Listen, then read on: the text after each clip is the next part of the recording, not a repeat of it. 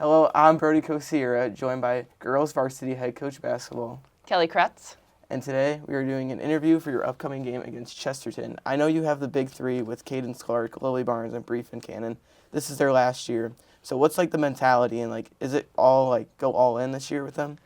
I think they've really taken it upon themselves to lead this team and this program, kind of define what we want Valpo girls basketball to be. And we do ask a lot from them. They play a lot of minutes. We expect high standards on everything that they do, and I think they have it for themselves. So they've worked their way up to this point. I think it's with leadership comes, some standards and some expectations, but they're ready for those. Yeah. And with your upcoming game against Chesterton, it's a rivalry game. Everyone gets into it. The spirit, it grows more and more every single year. What is the mentality going into that game? It is a rivalry. We're right next to each other down the road, but we got to keep things in perspective. Over emotional, players aren't great players, right? Yeah. So this is another stepping stone in our season. It's a conference game. They're a sectional opponent, so all those things, we want to make sure we learn from this particular game. We want to, again, set a standard for how hard we play and the things that we track. We want to, be really, really good at our rebounding game. We want to take care of the basketball. So small things like that, small games within the game are actually really important to us. But we're excited. Anything we could do, to promote our program and for our kids to get excited as well. It's right before Christmas break, so it kind of leads us into no school. And so there's a lot of fun things associated with it, but we do try to keep things into perspective. So you just take it one game at a time? Yeah, one game at a time. It's really important to do that. If you too highs and too many lows, that doesn't set for kind of good season. And it was just last year when you filled in this head coach job at Valpo. Has anyone or anything really helped you fit into this role? Yeah, and it's a good question because you come in kind of the outsider in, right? Yeah. So number one thing, my coaching staff is great. They, I lead and they follow, but it's a community, it's a family feeling. So we have a really good staff.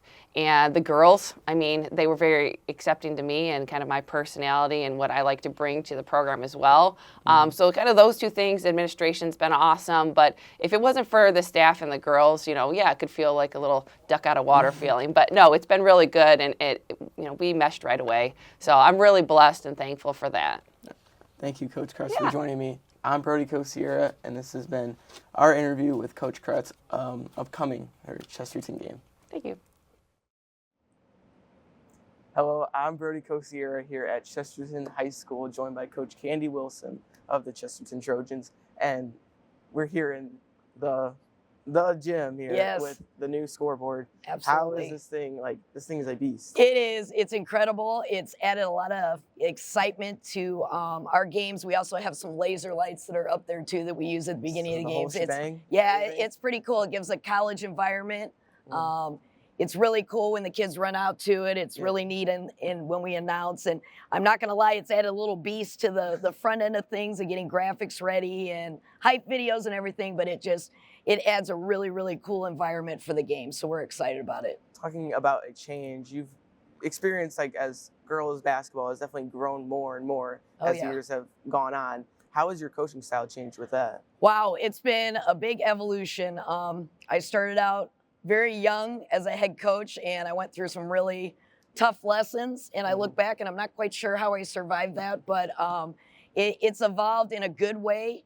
There's some things that the environment nowadays with the new rules, with kids being able to change schools and stuff, that changed things a lot. And I don't like that aspect of it. I think it's taken away a little bit of the purity.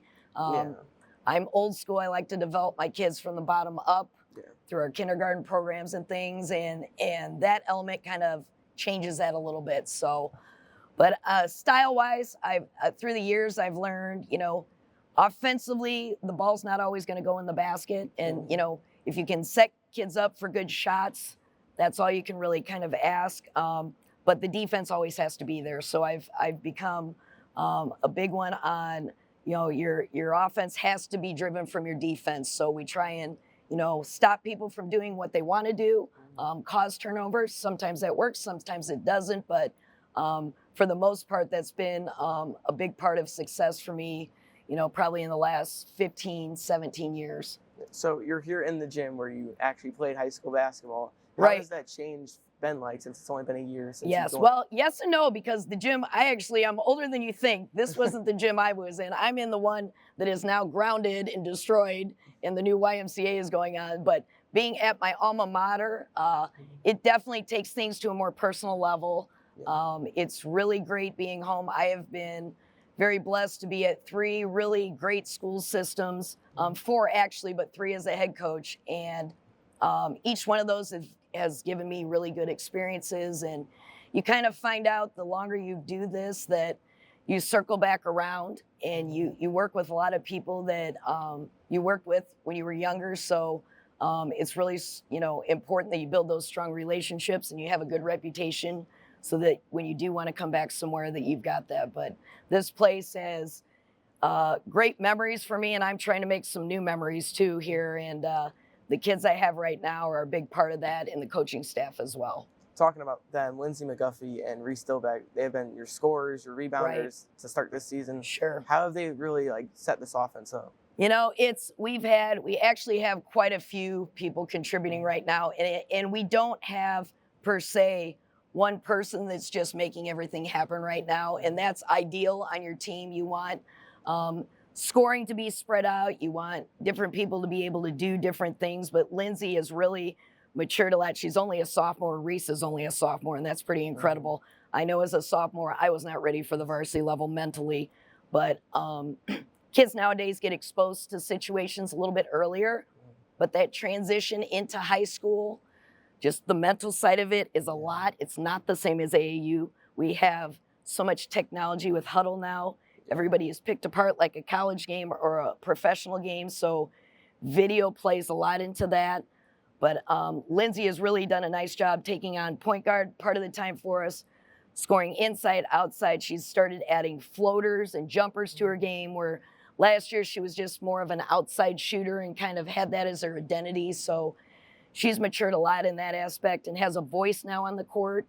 Reese right now is going to be out for a couple games. She suffered an injury against Kankakee Valley the other night, but she's a kid that surprises you.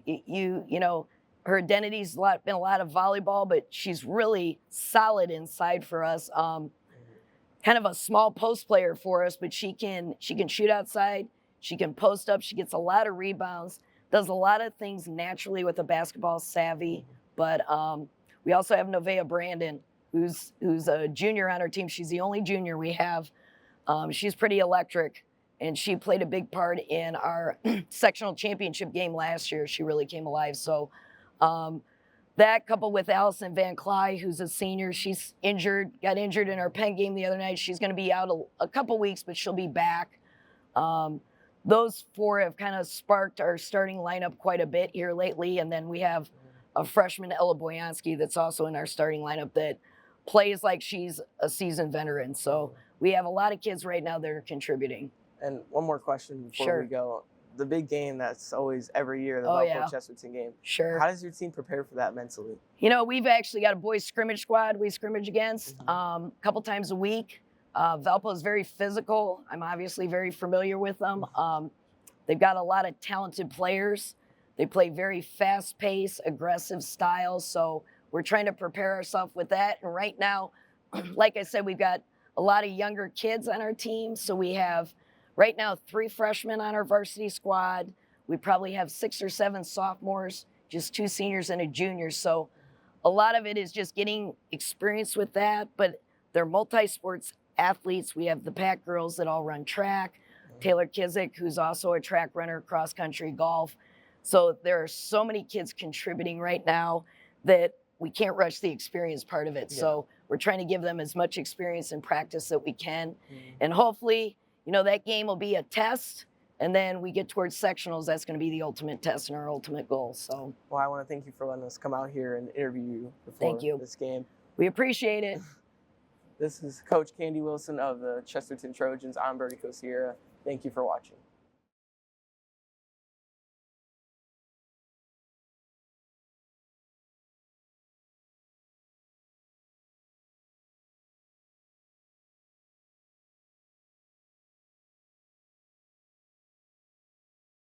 girls basketball. Today we have a great matchup. First place for the DAC between the Chesterton Trojans and the Valparaiso Vikings. I will be doing your play-by-play tonight. I am Johnny Clumpy, and I am joined by my color guy, Vincent LaFolle. Tonight we have a great matchup between the storied Campbell Meridian rivalry, one of the bigger rivalries in northern Indiana.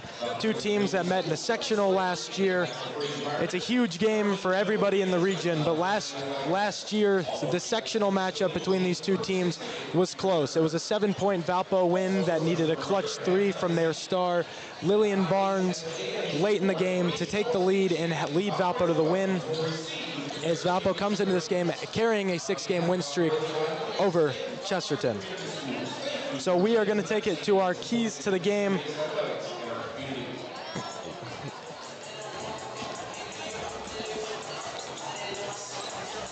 First for Chesterton, my key to the game for the Chesterton Trojans is to let Lily Barnes get hers. She is a star player. She averages 20 points per game for a reason.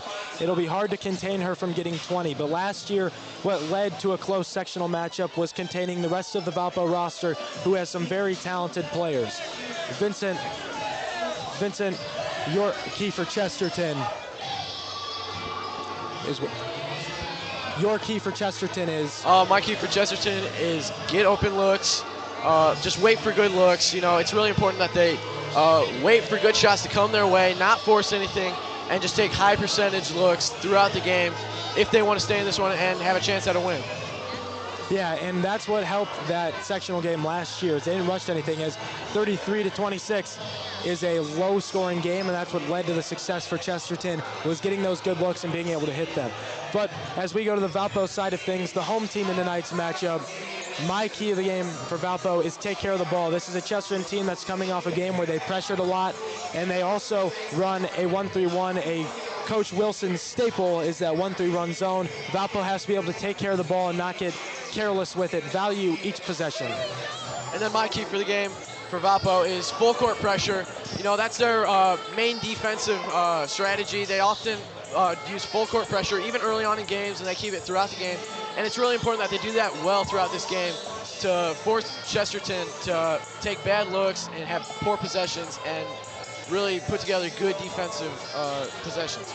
And then we are also going to get our players to watch in tonight's matchup. On the Chesterton Trojan side of things, our player to watch is... We have Lindsay McGuffey. She's averaging 12.2 points per game this year, 3.5 rebounds per game, and she has a 50% field goal percentage so far in this season. And she is only a sophomore, leading this team in scoring, and she's third in the DAC in points per game. Talented scorer. Valpo's going to have to watch out for her tonight and contain her if they want a chance to win, but she's going to lead this Chesterton offense, hopefully, to the big upset tonight. And then as we go to the Valpo side of things, we've already mentioned her a couple times. It's Lillian Barnes, the star player, the Ball State commit. She is one heck of a player. As you can see the numbers, she leads the DAC in points per game, assists per game, and steals per game, fourth in rebounds per game. And as we talked about, she is going to get her points tonight. She's a talented player that Chesterton has to try to contain to the best of their ability. It is a hard task, but Coach Wilson had the chance of coaching her in the past. If anybody knows how to do it, it would be her. But we are going to head to commercial. We'll be right back with you.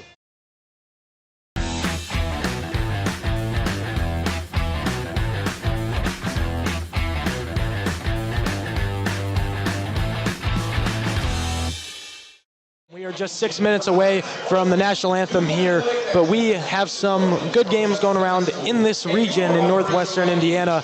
A lot of good matchups tonight around the area, a couple DAC teams facing off, and then we have a good boys game tomorrow night. The Lake Central Indians, a program that has been very good over the last couple years, is playing a top 3 team in the DAC in the Crown Point Bulldogs, who gave Valpo the best they could have last week on Friday. Then the Portage Indians, who lost to Chesterton in their last outing, are taking on the Port Slicers, another game in the DAC to find those standings for later in the season. And then tomorrow night on the boys basketball side of things, Valpo's team is traveling to Hammond to play the Bishop Knoll Warriors, in two teams that are winning records and have looked good all year. So as we are 5 minutes away from the jump here, as Valpo goes back into their locker room to go over matchups, they get ready to go. This Valpo team this Valpo team is coming into the game on a 6-game winning streak. They are 8-1. Their one loss is to one of the best teams in the state, the Warsaw Tigers. But since then, Valpo's been great, winning 6 straight. Only one of them's really been remotely close with Crown Point a week ago. But as we talked about, one of the better teams in the DA, probably the second best or third best team in the DAC, right up there with Chesterton and Valpo.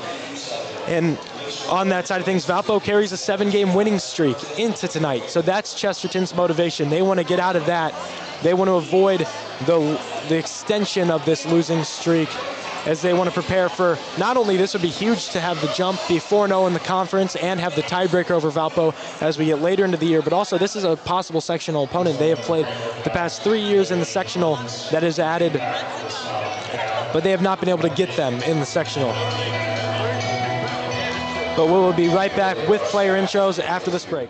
Get cozy this season with Surf Fiber Internet plans starting at just $30 a month with AutoPay. The holidays bring more guests, more devices, and more reasons to go fiber fast. With Surf, you'll enjoy free installation, no contracts, no data caps, and all-in pricing that keeps things simple and affordable. Stay connected, stream your favorites, and share every moment without slowing down. Because with Surf, your internet is fast, reliable, and local.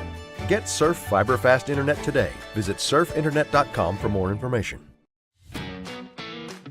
This weekend, make Doc's Barbecue your home for wall-to-wall football action. Kick things off with Friday Night Lights on JEG TV. Roll into a full slate of college football Saturday, and wrap it up with every big play from NFL Sunday, all on the big screen at Doc's. Pair the games with Southern-style hickory-smoked barbecue in a fun, family-friendly atmosphere. Stop by Doc's Smokehouse in Dyer, where football and flavor go hand-in-hand all weekend long.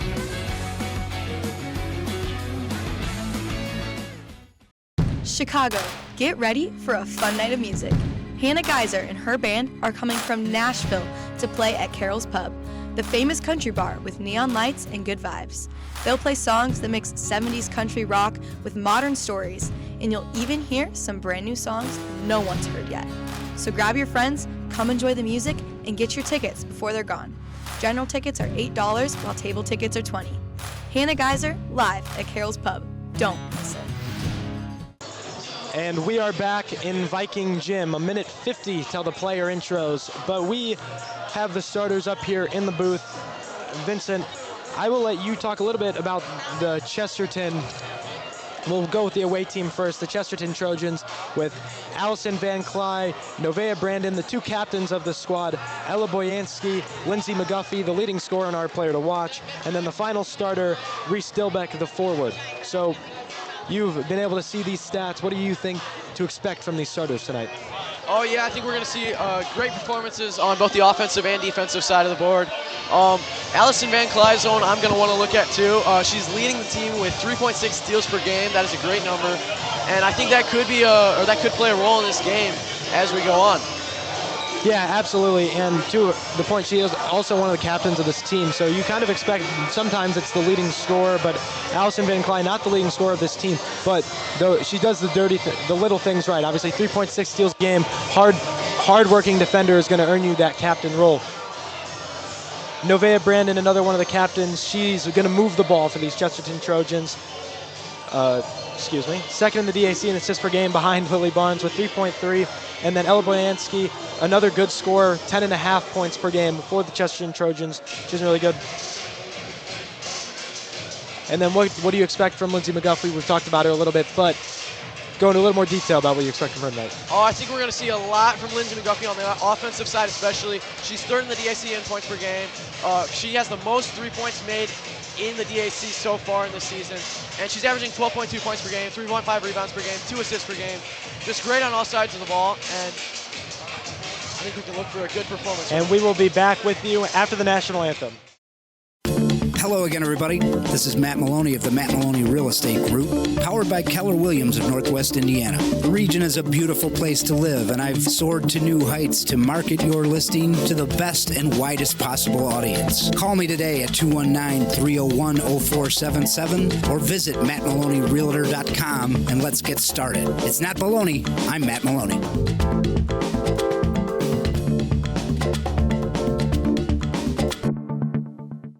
Do you like watching sports? Well, Here at PC3 Media, we cover many different sporting events. In the fall, we commentate and broadcast the Valparaiso home football games. In the winter, we cover basketball games from around the region and have won awards for our Couch sectional coverage. We also discuss professional sports on our podcasts, such as The Blitz and Towing the Rubber. Be sure to check out the PC3 YouTube channel for our sports live streams, and make sure not to miss a moment of the action.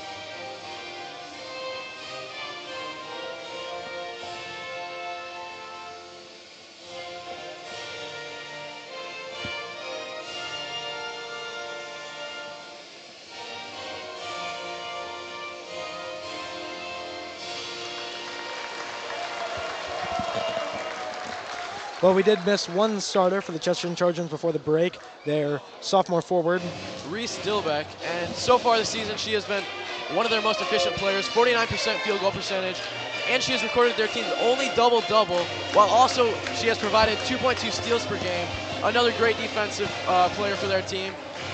So really great for a sophomore player, playing on varsity especially.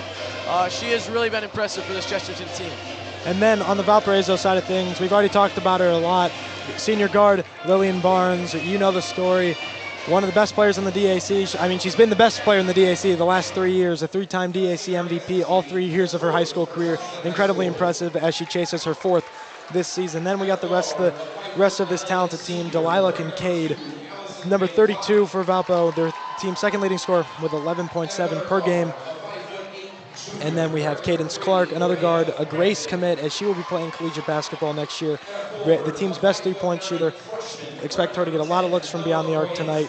Brianna Fincannon, who does all of the little things right. She doesn't blow you away on the offensive end, but she's going to go guard your best player and make her have an off night. And then new to the starting lineup tonight, Cheyenne Brown, who started a couple games early in the year, is back for a loss for this team. Melinia Harding is not with the team currently. And then as we get to see a new Valpo tradition, the pregame video.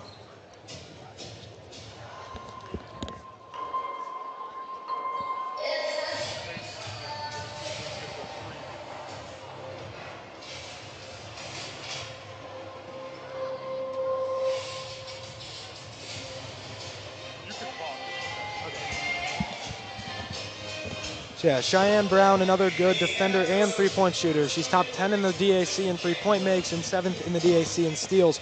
Her and Cadence Clark were also both all DAC members last year along with Lily Barnes. So this team is talented.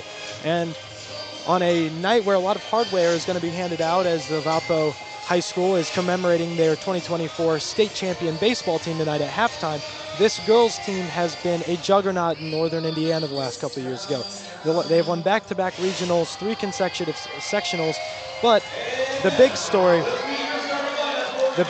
any Valpo-Chesterton game, their former coach, Candy Wilson, coaching on the Chesterton side, who led to the first 2 sectional titles and a regional, will be coaching for Chesterton tonight, and they're under the second year of Coach Kelly Kratz, who's done a great job, obviously, leading to the regional last year. So this Valpo program has a lot of hardware that they've taken home the last couple of years, as Chesterton's trying to knock them off later this year in the sectional, but right now they're trying to take the DAC from Valparaiso. Yeah, this is just a great matchup tonight. Chesterton 8-3 on the year, and both teams 3-0 in the DAC. We expect a good one tonight. Yeah, and any Valpo versus Chesterton matchup is one you can't miss. So, and I expect this to be no different. I expect it to be a big game, a very close game, and I expect it to be really exciting all the way through. And John Harrell, one of the most highly doubted sports coverers of all of Indiana, has the Valpo Vikings as big favorites today. But this is a rivalry game. It means so much to both of these teams. We talked about its battle for the first place in the DAC. I expect a close one tonight, regardless of what one of Indiana's best sports coverers says. I'm expecting a close one tonight. Yeah, and the projections don't show all the story. It doesn't really matter what they say. At the end of the day, it just comes down to how this game goes and how plan pans out for them. And as we talked about, if there's any team that's going to be able to stop Lily Barnes, it's probably going to be her former coach. But here we are. The jump is ready in Viking Gym. Lillian Barnes and Allison Van Clyde, the jump. But Valpo's going to win it. Cheyenne Brown gets it and gives it right back to Lily Barnes. But here is that zone defense, the 1-3-1, that is a staple of Coach Candy Wilson. Valpo's going to try to spread it out, swinging around, look for the shooters. Clark passes up the three, skips to Fincannon on the opposite wing. Chesterton, all-out pressure, trapping everything, and it works. They force a turnover. Credit the steal to Van Clyde, as Valpo's going to sit in some man-to-man. Excuse me, the steal is actually Nevaeh Brandon, the team's other captain, as Chesterton's going to get the high ball screen. A trap helped by Brown. The drive by Van Clyde, the dump off, and the layup goes. Ella Boyansky starts this game scoring with a little floater. The good dish by Van Clyde. And just a great job coming off that steal and putting together a good look right there. And that was my key to the game, really just get good looks. And that's what they managed to produce on that possession right there. Barnes swings it to Fincannon, down to Kincaid in the post.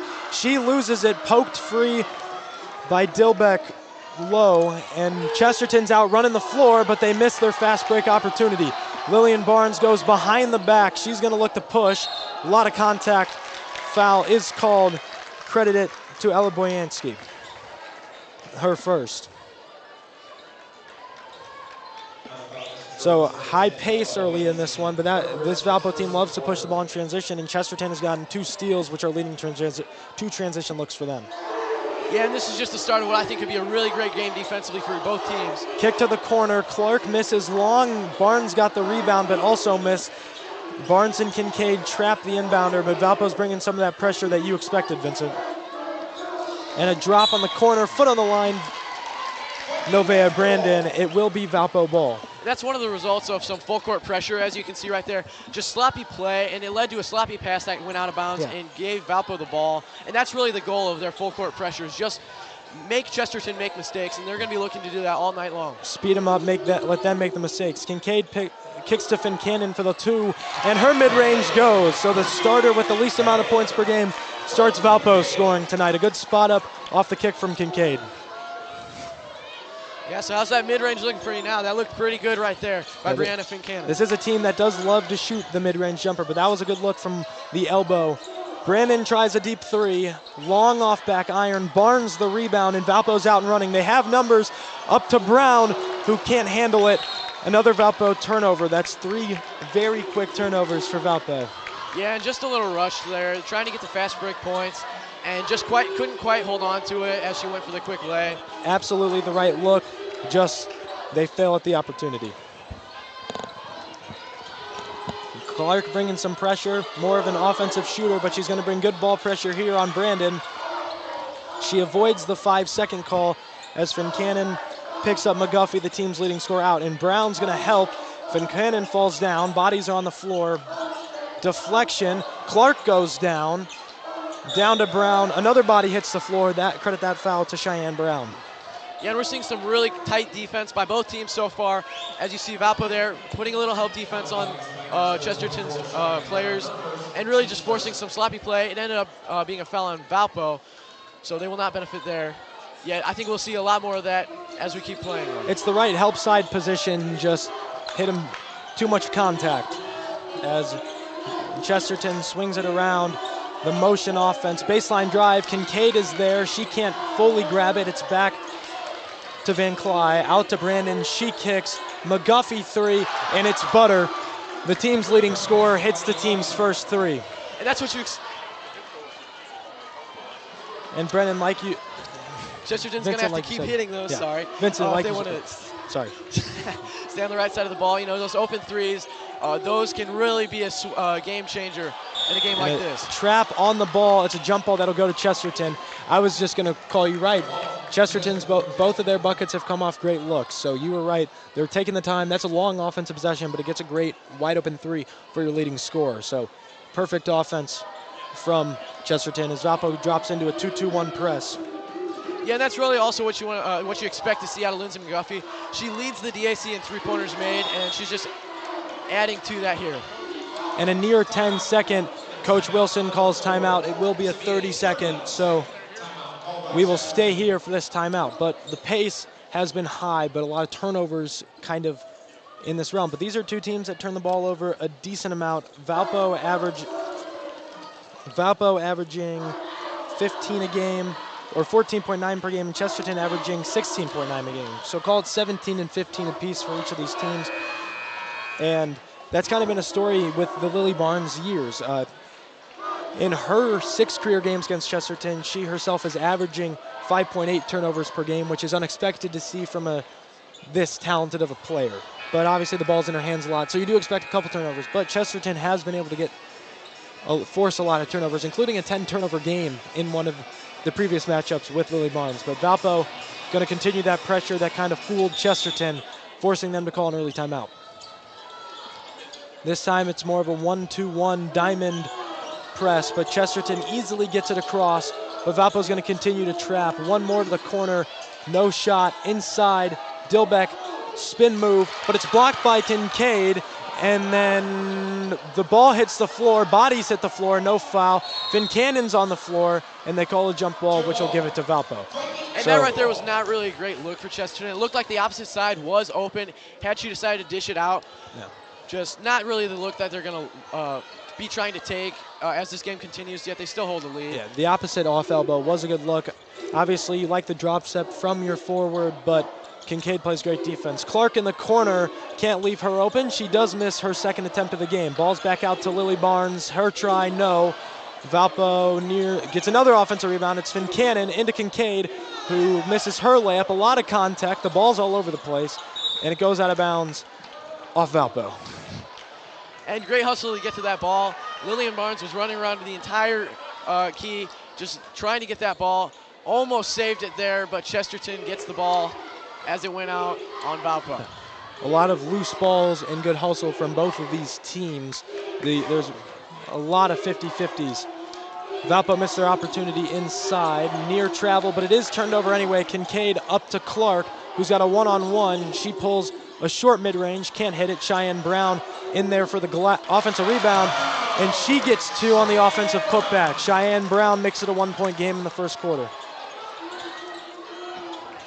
Chesterton trying to figure out the pressure. They get it down the floor.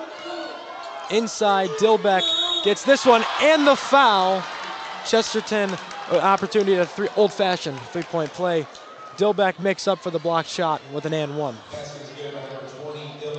Yeah, and that wasn't even a bad layup. She wasn't too highly contested there.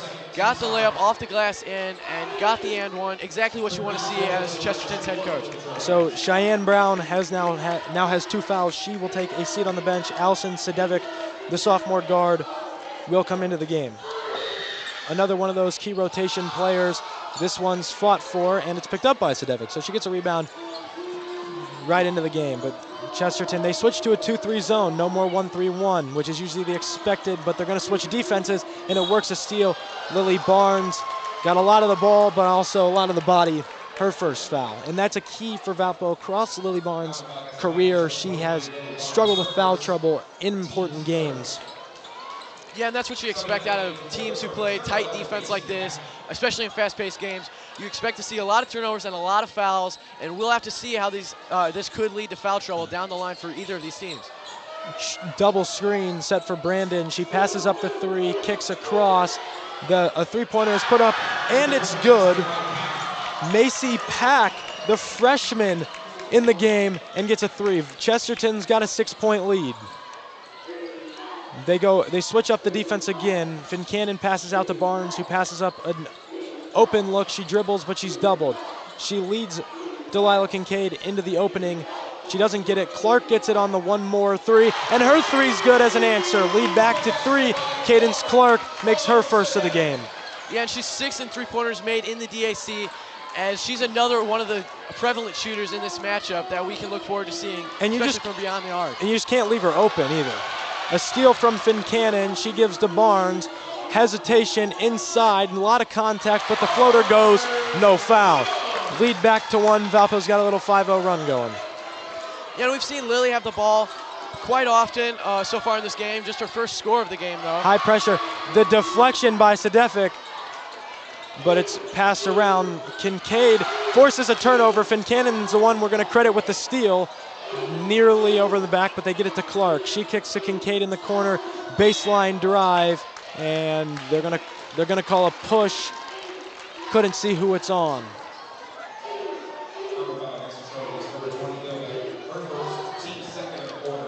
Reese Dilbeck will get credited with the foul.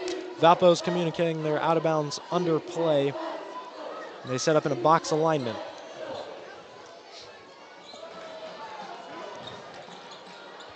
Nobody gets open for Barnes, but she is able to find Fincannon, who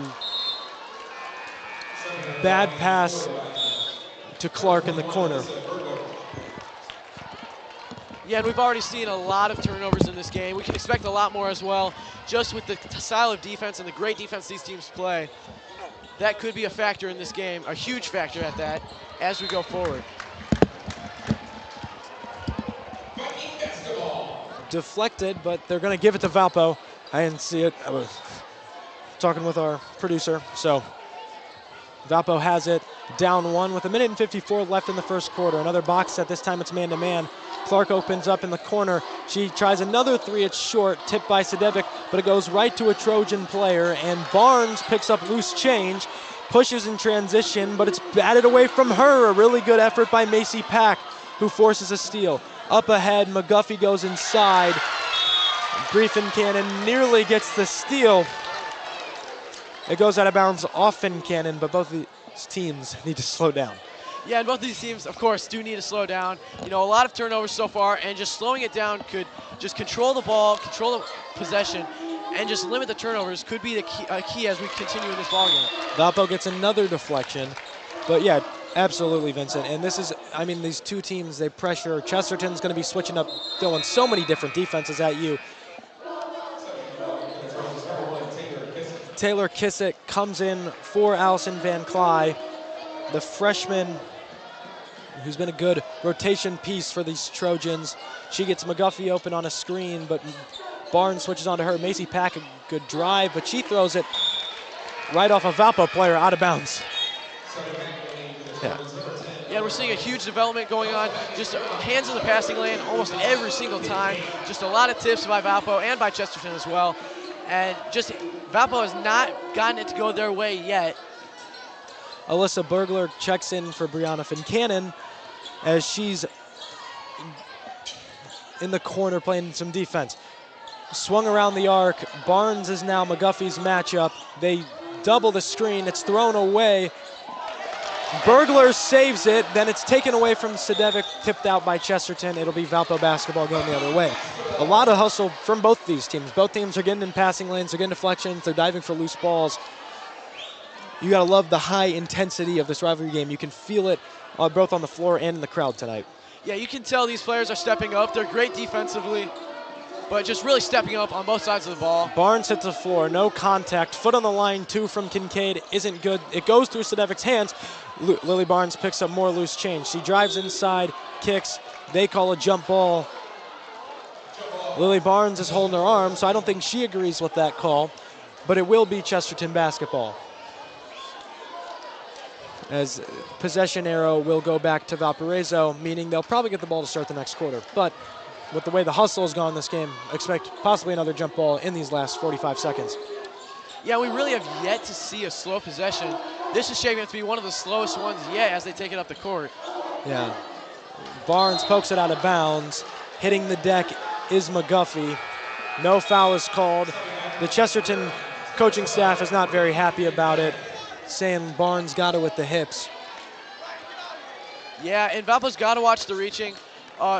Not saying they've been having reaching fouls that aren't called, yet they have been reaching a lot to get the steals with their hands. They just got to be careful if they start getting called fouls that they don't run into trouble. Fincannon gives Barnes a break, and she's going to go back on McGuffey, obviously the high impact defender. Corner, they don't shoot it, and it's going to be another turnover. No, it's not. A great hustle play leads to the layup that's blocked by Kincaid, and then that pass is deflected. So much is going on in such a short amount of time in this basketball game. Deflection, but here comes Lily Barnes back for the offensive possession, so they go a little offense, defense in the quarter. She gets Allison Sedevic out of the game. So expect the ball to be in Lily Barnes' hands for a last shot here. Checking into the game for Chesterton, Addison Pack. She comes in to give Lindsay McGuffey an extended break. She'll get the quarter and these extra 16 seconds. And we'll see if Valpo can come up with a good shot. Finn Cannon reads the double well. It goes back. Barnes back to her into the corner. Clark with 7 on the clock. Skip to Barnes. One more to the corner. Burglars 3 in and out. 1 second to go. Valpo didn't see the clock. That shot won't count, but it went in. So, but we will be back after a short break. Opportunities are everywhere, even right around the corner. That's where you'll find Horizon Bank, going beyond to make a difference in our community. Whether you're starting a business or a family, expanding your kitchen or your customer base, drop by and see us for friendly service, local expertise, and solid financial advice. Horizon Bank, beyond ordinary banking. Learn more at horizonbank.com. Member FDIC, Equal Housing Lender. Welcome to Parlor Donuts, where not every donut has to be sweet. At Parlor, they decided to flip the script, because sometimes your cravings call for something different. So Parlor went savory with their classic donuts. With 6 new flavors that include chicken bacon ranch, Hawaiian barbecue chicken, pig and fig, OG pepperoni, buffalo chicken, and margarita. They're delicious, unexpected, handcrafted, and perfect for when you want a donut, but not all that sugar. They're everything you know and love about Parlor's signature donuts, but with a yummy, savory twist. So come to Parlor Donuts and try out the new savory donuts. If your business wants to reach real customers in real communities, the Heartland Sports Network is where you need to be. With thousands tuning in every week across Indiana and beyond, your message plays alongside the games people care about most. Connect with families, alumni, parents, and the next generation of local leaders. Digital ads, in-game features, branding opportunities. We'll build a package that fits your goals. Advertise with the Heartland Sports Network. Visit heartlandsportsnet.com or contact us today. With a lot of turnovers, a lot of deflections, a lot of loose balls, a lot of bodies on the floor, leading to a 9-10 score at the start of the second quarter in favor of the Chesterton Trojans. The ball is inbounded to Lily Barnes. Chesterton goes back to a 1-3-1. Yeah, we've just seen a lot of pressure on the defensive side of the ball from both teams, and it's led to those loose balls and steals. Off balance, corner 3 is good. Cadence Clark didn't have her feet set, and she still knocked that one down from multiple feet behind the line. That's what she does best. That's why she's going to be playing in college. Yeah, and she's one of the most prevalent three-point shooters in the DAC, and she just showed why. Spin move and a foul. Dilbeck, I think, will be the shooter. She will be. She's been drawing a lot of contact tonight. Got an and one earlier. She goes to the line with a chance to tie this game if she can knock down 2 free throws. On the year, 71% shooter. I'm unlike Devin Alsman. I will not make any predictions on how the free throws will go, but I will give you her percentage.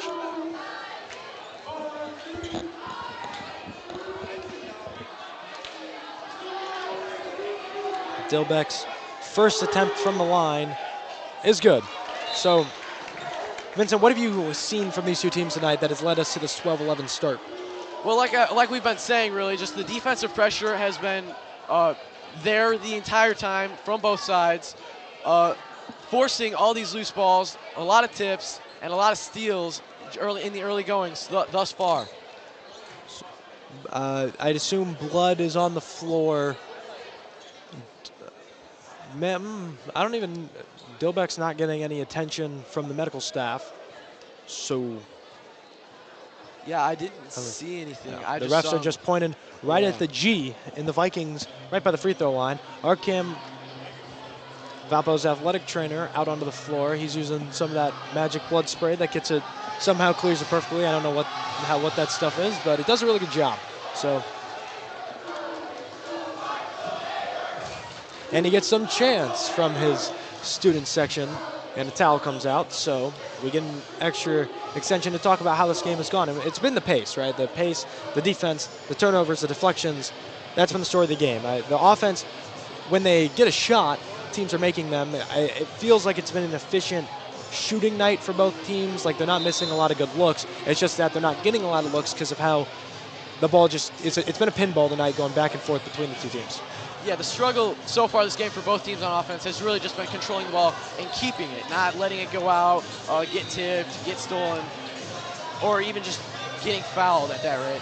So Dilbeck is back at the line. I thought they were trying to call a lane violation on the first one, but that is not correct. They cleaned up the spot on the floor. We're still trying to figure it out. So Ella Boyansky comes out. Lindsay McGuffey is back in the game. So Dilbeck still at the line with the longest 2 free throws in the history of basketball, without a timeout actually being called in between them. So here we go for attempt number 2 to tie the game. Dilbeck misses, rebound to Kincaid, she gives to Barnes, who pushes in transition. One of the best at it in Northern Indiana, and they're gonna call a reach on Novea Brandon. Lily Barnes kind of got her with her off arm, but they give the foul to Chesterton, so. Yeah, and it's been a long time coming. A lot of handsy defense here, just poking at the ball a lot. And the reaching fouls will come with this style of defense, just with the way they're playing so far. Van Clyde comes back in, she checks out Taylor Kissick. Chesterton did not really like that call, but here we are back in Valpo ball. Barnes across to Fincannon as Chesterton goes back to more of a 2-1-2 look into the corner. That's Burglar. Her three-pointer is too strong, but there's a triple team, and it results in a Delilah Kincaid foul. That is a foul that you absolutely cannot have going for those rebounds. Obviously, they have the triple team, but when you got 3 people there, just stay vertical, make her throw it away, don't reach.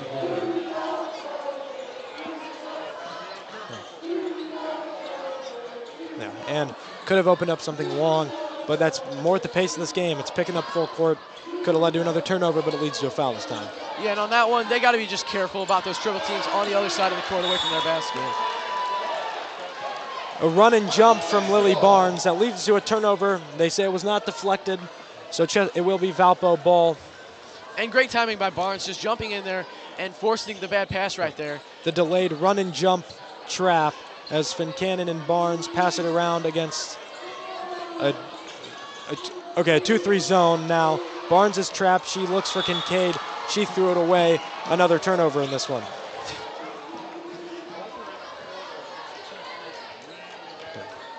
Yeah, Barnes drives to the baseline where it's an easy place to trap, so she caught herself in the trap there. Barnes picks up McGuffey, who looks long for Dilbeck, who misses through contact. Another try, no foul called with more contact. And then Van Clyde stepped on the line. Valpo basketball. And our cameraman caught that one. A great job by Delilah Kincaid, by the way. Down low, just stopping that play right there, forcing them to miss a couple of close looks and getting Valpo the ball right there. Cheyenne Brown checks out Alyssa Burglar. Brown is playing with 2 fouls right now, so she has to be careful. Fincannon attacks the double, kicks to Barnes. Her 3 is short. Rebound to Chesterton. This time they reach, but they get 2 hands on it. Jump ball, Chesterton ball. A packed Viking gym tonight, obviously. These 2 teams, they share a road. It's a 10-minute drive from school to school. You knew it was going to be a packed gym, and it's felt like it. High energy. Caught in the corner in a trap. Brown and Clark bring the pressure, and it forces another throwaway. And just more tight defense there. That's what they've been doing this entire time through the whole first quarter. It's thus far in the second quarter, and it has yielded good results for both sides. So I'm sure they'll continue doing this as long as they don't get into foul trouble. Kick to the corner. Clark doesn't try it yet. She's doubled. Brown pump fakes, backs down, out to Barnes. She tries another 3. This one goes. Valpo's got a 2-score lead, and it's from the hands of Lily Barnes, who gets a deflection, saves it going into the crowd to Fincannon. Kincaid pump fakes, kicks. Barnes drives baseline. Then her pass is stolen, nearly a charge. Novea Brandon was there. High IQ play from her. She drives, she kicks. Drive, a lot of contact, no call, batted out of no, saved by Barnes. She's going to push in transition. Using her speed, going past everybody, then poked out of bounds by Novea Brandon, who has her hands everywhere defensively for the Trojans. You got to have really good hands to force it away from Lily Barnes, and she manages to do it. And we saw the second turnover for Lily Barnes. Just Full before that. timeout called by Chesterton Trojans. We will be back with you after the break. I'm so bored. Did someone say that they're bored? Yeah, until you cut me off. Have you not been listening to Goblin Radio? No, what the heck is Goblin Radio? I'm glad you asked. Goblin Radio is always running 24/7, and there you can listen to many genres of music that you can listen to anytime. Just download Live 365 or go to PC3media.com and listen over there. Can you stop screaming, please? Have you started listening yet? No, you just told me to. Then go listen now! And we are back in Viking Gym. The Chesterton brought their cheerleaders here, so the cheerleaders have to split the court at a regular season game, a rare sight, usually reserved for the postseason. So there's even some rivalry between the two cheer teams tonight. But as these two teams talk it over through a full timeout, Valpo currently fielding an 11-1 run that dates back to the first quarter. Chesterton calls timeout to try to slow it down, and I'd imagine the message from Coach Wilson is a lot of slow the ball down and get our looks that they were getting in the first quarter. They were handling the pressure pretty well in the first quarter, getting looks. They got out of threes. So it's 15-11 with 5:35 left. It is Valpo ball underneath. Chesterton needs a stop and a score to stop this run. Yeah, and lately it seemed like everything has been going Valpo's way. Every time the ball goes out, it seems like they get it. And out to the corner. Clark's going to try another three. Hers is short. Brown had great position. She lost it, but it's picked up by Fincannon, who has it poked away. She saves it. Brown tipped no-look pass to Clark, who skips to Fincannon, who will hold. She gets doubled to Brown. One more beautiful pass to Clark, who doesn't try it. Good movement from the Vikings. Back to Fincannon. Now to Brown. She skips to Barnes in the corner. Her three in and out. Kincaid's in there for the rebound. It bounces out to Brown. She tries a mid-range off. More offensive rebounding and hustle by the Vikings. Barnes, Clark. She tries the three on the man down three. Valpo extends the run with some hustle, and the fans get loud for it. Chesterton desperately needing a score that they haven't had in a while. They get a skip pass inside. Dilbeck desperately needed from Chesterton. They move it around and they get a very good look. yeah, it was a really nice look. That was my key for the game for them, is to just get good looks, and they haven't been doing that so far in the second quarter. And I would like to see them do that a lot more, what they just did right there. Chesterton stays in 12. One more to Clark. She tries another. She's got 4 in the first half. 3 in the corner. Cadence Clark is feeling it. The lead grows to 8. Deflected. Fincannon, Barnes, Kincaid, and another score. Chesterton has already used 2 timeouts in the half. Will they call another one? They won't yet. Chesterton moving it back inside. Layup, no. Valpo rebounds. They lose it. Brown picks up the loose change. She pushes, has Fincannon wide open. She's got a wide open layup that she misses short. Barnes the rebound off the bottom of the backboard. Now Chesterton pushes in transition. Vincent isn't getting a chance to talk because of the pace of this game. Yeah, it's so fast-paced. But we've seen Valpo get so many shots, and they're making a lot of them so far, and Chesterton just really hasn't had so many good looks or good opportunities. Barnes gets the putback. Coach Wilson will save a timeout. She will look to the bench for a substitution. Delilah Kincaid, a not smart foul at half court. The Valpo lead has grown to 12 in a matter of 2 minutes. Yeah, and Chesterton's got to do something to take the momentum away from Valpo, as they have gone on an incredible run to take a 12-point lead. Yeah, and last year this game ended up in a blowout, and it was because of stuff like that. Valpo is playing so hard on the offensive end, and it's not to Chesterton's discredit that they're not playing hard, but when you are in a 2-3 zone, it's one of the hardest defenses to rebound in, and it's clearly showing as Valpo has been able to get so many offensive rebounds, and they're getting second chance points. Kick on the outside is Van Clay. She doesn't shoot it. She kicks to Pack, who made one earlier. Can't hit this one. Fincannon rebounds.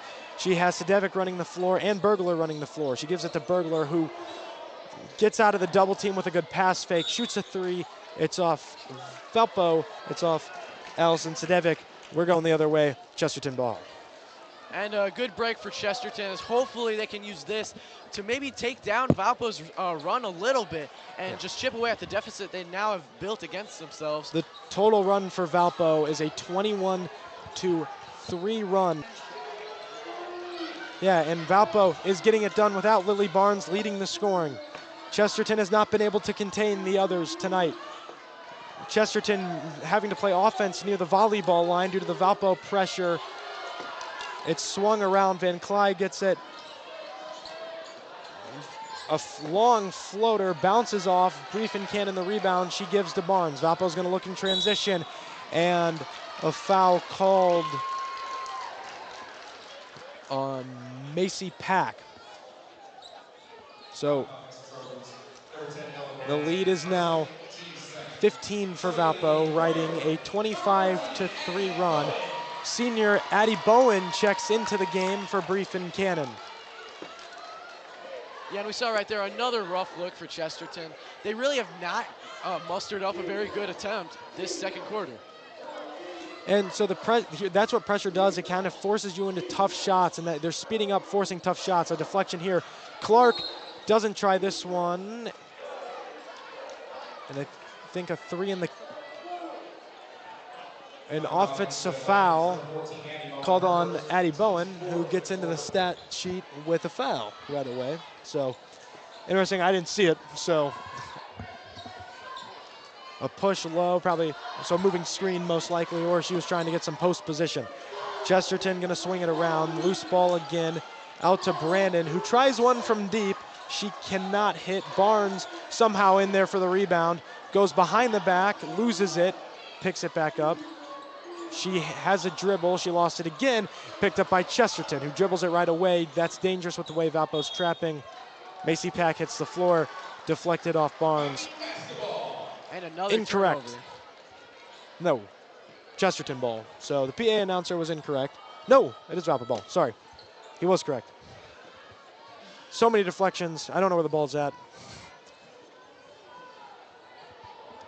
A lot of deflections in this game, hard to track who's getting the ball. This one's stolen by Van Clyde on the inbound. Chesterton's, yeah, it's very hard to make that diagonal pass from the deep corner, especially out of bounds. Barnes dives on the floor. She will get called for a foul. So that's her second in the half with a minute to go. I could expect Coach Kretz to go offense, defense with Lily Barnes, and that's what she does. Brianna Fincannon checks in for her. Yeah, and you talked about it a little bit earlier. She has fouled a lot more than you'd like her to, and it sucks to have your star going out this early because of the potential for foul trouble later in the game. And it's been a theme throughout her entire career. She has fouled out in big games, but she very teeters the line. She will get to 3-4 fouls and give you reason. They can afford it right now, but it gives you reason to be nervous as Chesterton goes to the line.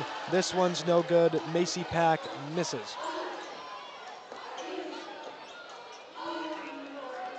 And she, coming in tonight, was 100% from the line, so that would be her first miss of the year. Yeah, she made both her free throws in their previous game.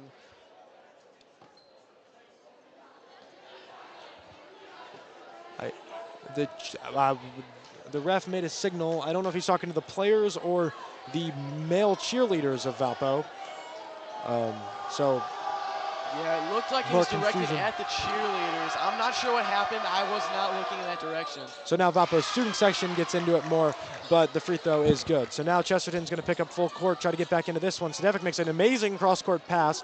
One more to Bergler. She goes to the corner to Clark, who doesn't shoot this time. She throws it off a Chesterton player's leg. Valpo retains possession on the baseline. All she could do with it. Yeah, they had her backed up against the baseline. That really was her only option. Is to just toss it off a Chesterton defender and let it go out, because there really was nothing good that could have come out of that right there, that situation. So out of bounds set. That is another dangerous pass. Sedevic is able to make the grab. Chesterton falls back into a 3-2 this time. This one's batted away from Sedevic. She puts it on the floor, and watch out, be careful. Deflected Valpo ball. Yeah, no call out on that, but she did have Clark wide open in the corner, who's hit 5 threes in the half. Interesting to not give Clark the ball. Sedevic's going to face a trap. She gets it to Clark, who doesn't even attempt to shoot. She gets it inside to Bowen. One more back to Sedevic. She tries off front iron, but Burglar's in there for the offensive rebound, and it bounces around and down. Valpo's lead to 16. Yeah, that wasn't a bad look from behind the arc there. Just really good movement and then a good hustle offensive rebound for Valpo. But Macy Pack goes right down the lane, a little Euro step with the left. Nice finish. Clark over to Sedevic. She pushes, jump stops. Burglar tries the corner three. She can't hit it. Fincannon gets the offensive rebound. Clark, does she have another one in her? No. Off front iron. Offensive rebound. Burglar hits the floor right near the buzzer. The half is over with a falling shot from Alyssa Burglar. Valpo's lead back to 16. They've doubled the score of Chesterton, 32-16 at the half.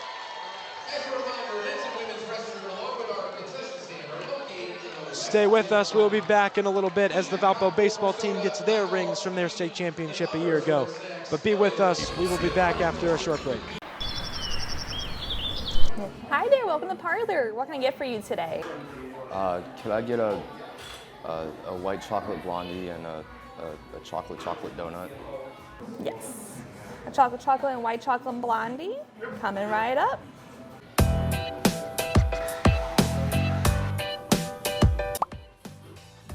Oh my God, I'm so tired.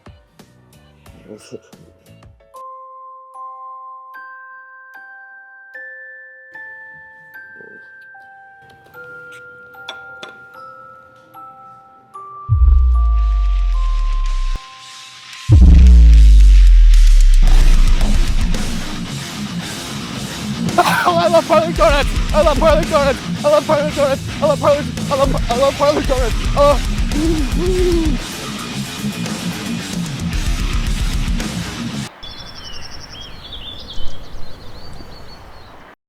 Are you searching for a college where you belong? Calumet College of St. Joseph wants to know you and give you the support you need to succeed. Are you worried about how you'll pay for your degree?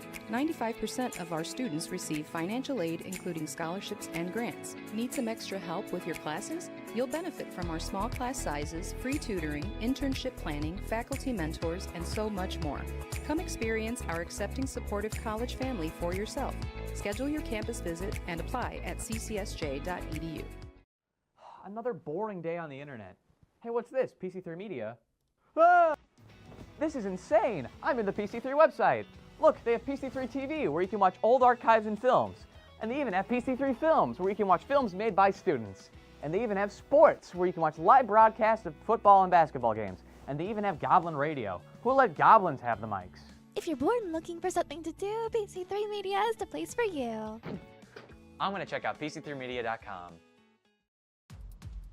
Welcome to the behind-the-scenes, all-access look into Valpo basketball, where grit, energy, and identity are being built every single day. Today, we're sitting down and getting exclusive interviews with the leaders who set the tone for this program.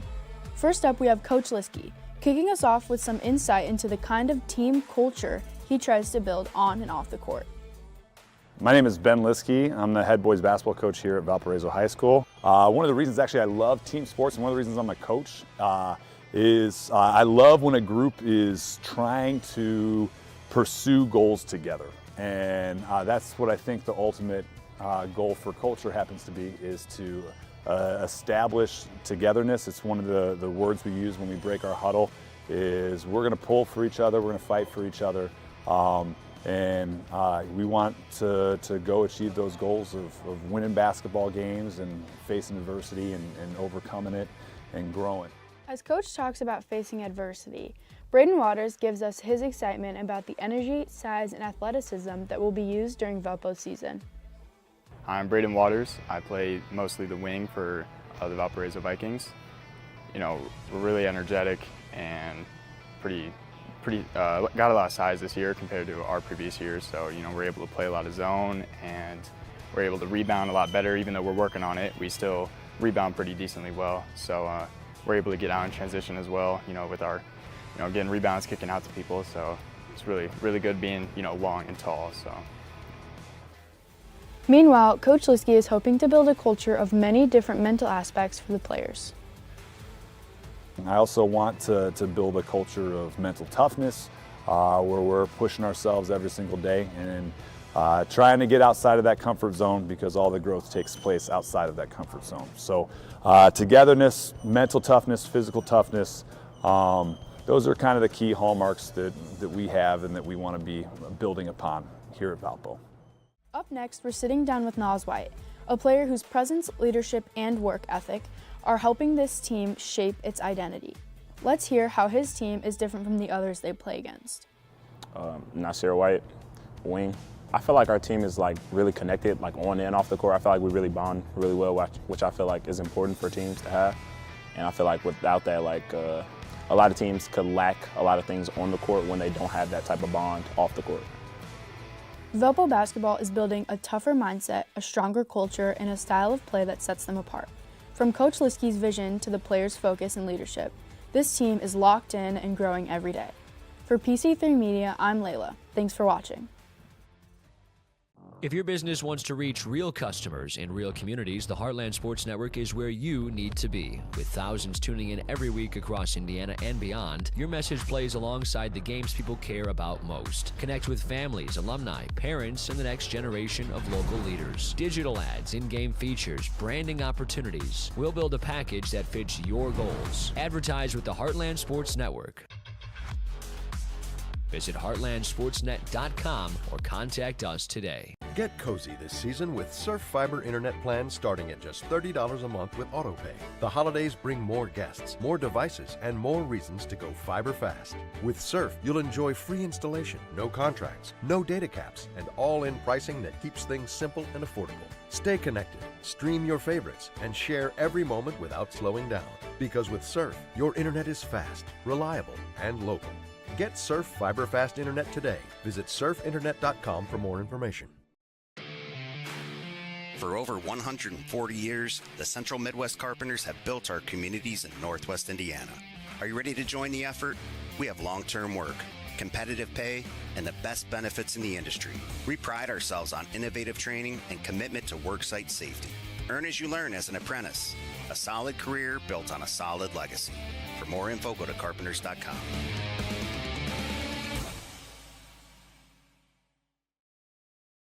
Do you like watching sports?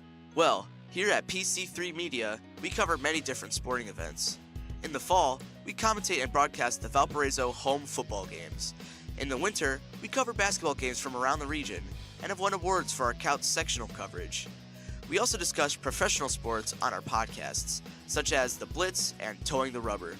Be sure to check out the PC3 YouTube channel for our sports live streams and make sure not to miss a moment of the action. Andy Bozak is the owner of a spectacular light show in Chesterton. He's been spreading holiday cheer for many years with his amazing light display. Last year, we were able to take a behind-the-scenes look at his display, but this year he's added some new elements, such as the Abominable Snowman. The coolest part, because it was actually designed and donated by Trinity and Aiden Bozak, my son, who's working part-time there now. So I don't want to ruin that, but this year we got some more, some brighter LEDs than in years past. We've got some new yard decorations throughout the yard, and we kind of placed some things in a few different spots to kind of change things up. But mainly this year we're just bigger and brighter.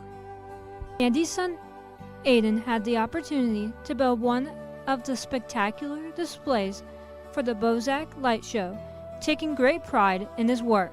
I'm partnered through the internship program at the high school. I do work for Trinity Displays. We ended up making an Abominable Snowman. It's really cool. It was a lot of work, and I'm very grateful for the donation, and it was really awesome to be able to go through the steps and see how all that works, and it was really awesome for them to donate to us and help us out.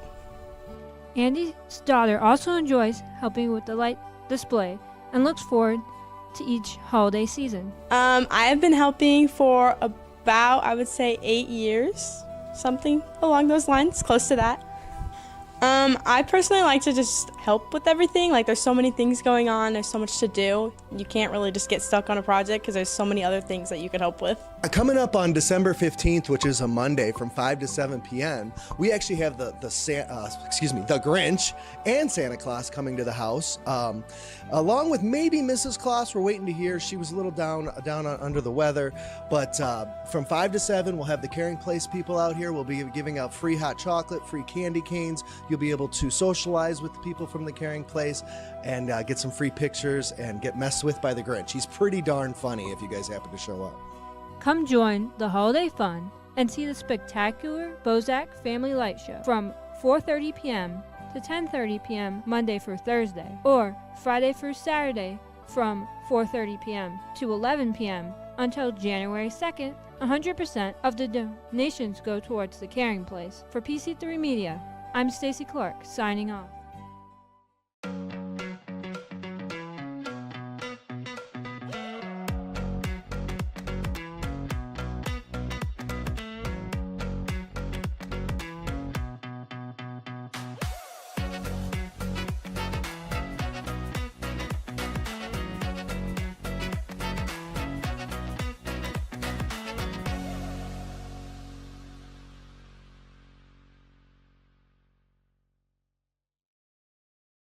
Welcome to Parlor Donuts, where not every donut has to be sweet.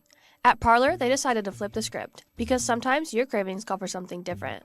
So Parlor went savory with their classic donuts. With 6 new flavors that include chicken bacon ranch, Hawaiian barbecue chicken, pig and fig, OG pepperoni, buffalo chicken, and margarita. They're delicious, unexpected, handcrafted, and perfect for when you want a donut, but not all that sugar. They're everything you know and love about Parlor's signature donuts, but with a yummy savory twist. So come to Parlor Donuts and try out the new savory donuts. Some people see a huddle in the locker room. We see a second classroom. Some see a student athlete on the court. We see a future leader in the community. You see, high school sports in Indiana are special. That's because they're about learning and growing, not just winning and losing. Fans, I'm Commissioner Paul Neidig.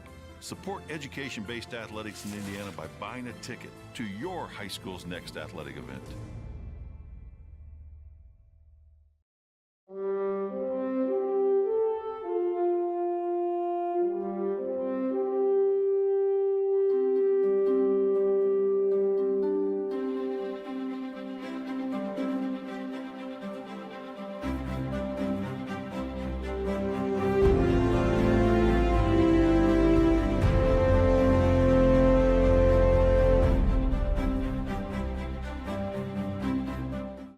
Welcome back to Viking Gym. The Valparaiso Vikings currently hold a 32-16 run, are on an active 28-6 run to close the half and have the lead over the Chesterton Trojans. But we have some keys of the game to revisit because they have played a big story in this game. And we're going to start with Chesterton, who has done they have struggled to do both of these things. I'll talk about mine first. Mine was to let Lily get hers. Lily Barnes is not the leading scorer tonight. They have failed to contain the other Valparaiso Vikings, as in Cadence Clark, who has 5 threes in the half, is 15 of the 32 Valparaiso Viking points. Vincent, your point was? Well, I said they gotta focus on getting wide open looks, and they really have not done that thus far in this game. Yeah, the pressure of Valpo sped them up, and then Valpo, it was take care of the ball in full court pressure. They have done full court pressure that has fed up Chesterton, that led to that huge run, but they have also kind of struggled to take care of the basketball. They have not valued the possessions in this game, but they have gotten a lot of extra possessions, working their tails off, diving for loose balls, getting offensive rebounds that have been huge for Valpo. So that is what has led to this 32-16 affair after a half of basketball. Valpo will start with the ball. Brianna Fincannon takes it out. They'll probably try to inbound to Lily Barnes, who is backing up away from Allison Van Cly, who does not go all the way out to her. So Valpo gets it in. They go a little horns action. Delilah Kincaid looking for the skip to Fincannon, who has a diving Kincaid. Chesterton goes to man-to-man. Ooh, Kincaid, the little spin fade, no, but there's another offensive rebound for Valpo.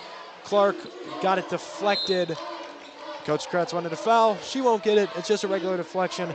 Valpo retains possession. So add that to the 40 and 50 of deflections we've had in this one. Yeah, the entire first half, it seemed constantly the ball was getting deflected and it was loose, and it looks like we might see that in the second half as well. Cheyenne Brown gets the offensive foul, so she has her third of the game. I think they give her the shoulder on that one.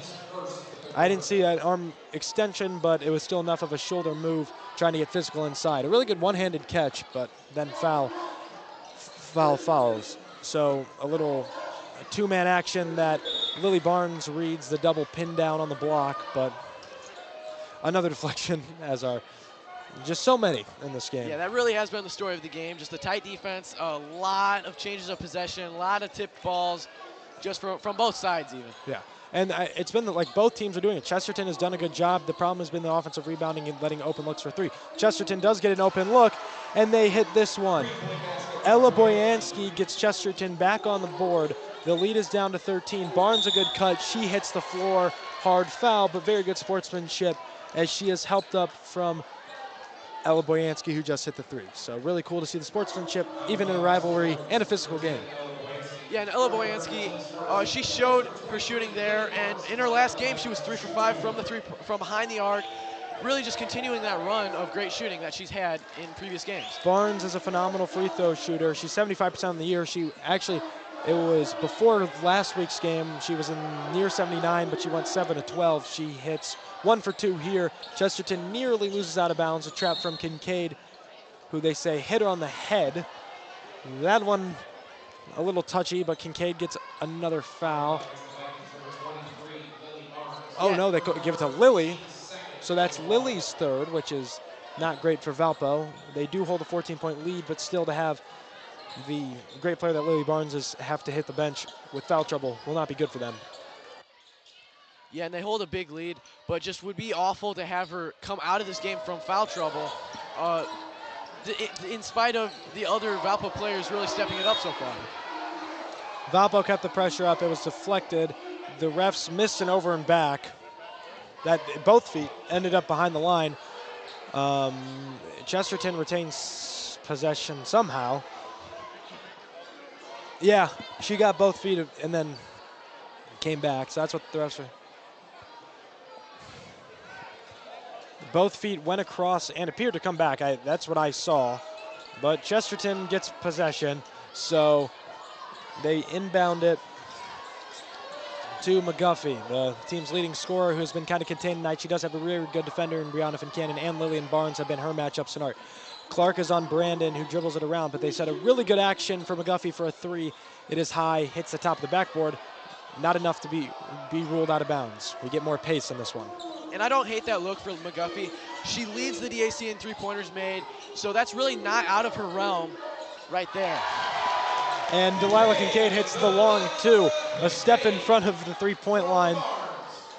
Lead back to 16 for Valpo, and to your point, it was great action. They get her open on the double pin down. She just fails to hit it, but it's a great look. McGuffey, shot fake, pass fake, gets it back from the corner. She drives. Fincannon cuts it off. A great defender, one of the best in the DAC. She tries to draw contact, doesn't get it. Brown will get a steal, and then she goes a double cross, avoiding the Chesterton defenders. Gets it to Barnes to set up the offense. Wide open on the cut is Clark, who gets fouled and one. So she had 15 points on 5 threes. Now she goes to the line for another three-point play. So Cadence Clark is creating all of the three-point plays for the Valparaiso offense tonight. And just missed defense from Chesterton. Wide open. It wasn't really a back cut. She kind of just slid behind the defense, wide open for a layup.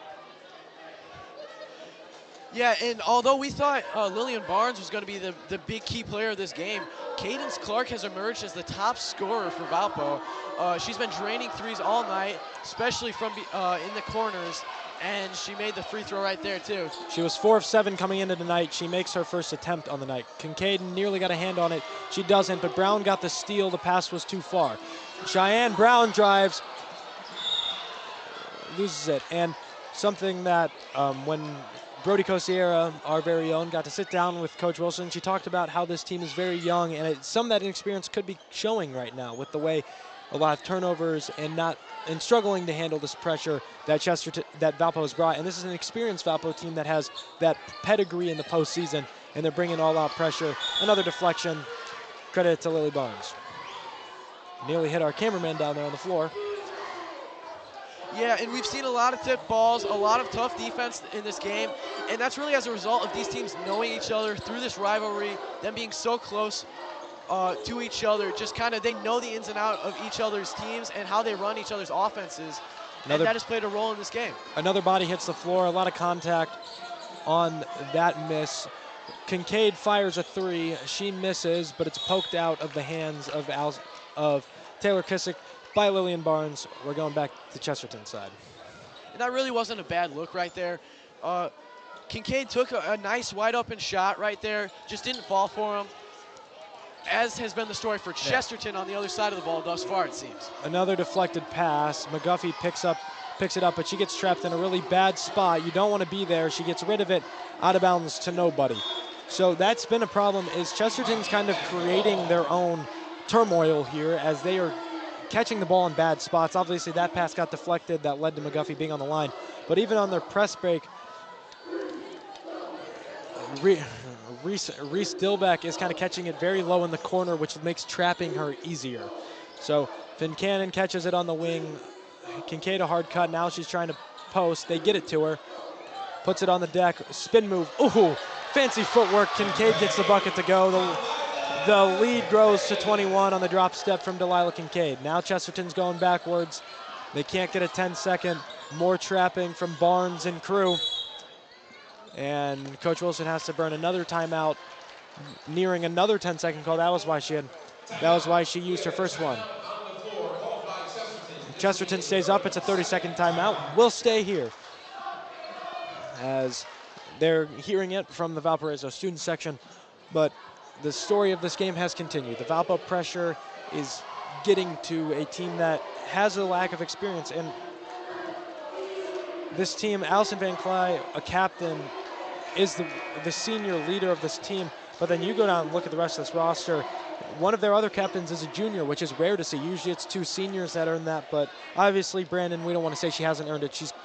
She showed tonight she's a very hard worker, and she's shown it all season. Yeah. But it is rare to see a junior, but obviously she earned that from her coaching staff. And then you look, Taylor Kissick, sophomore. Paige Clancy, sophomore. Elle Boyansky, the team's second leading scorer, is a freshman. Macy Pack, who came in and hit 2 threes in this game, is a freshman. Lindsay McGuffey, the team's leading scorer, is a sophomore.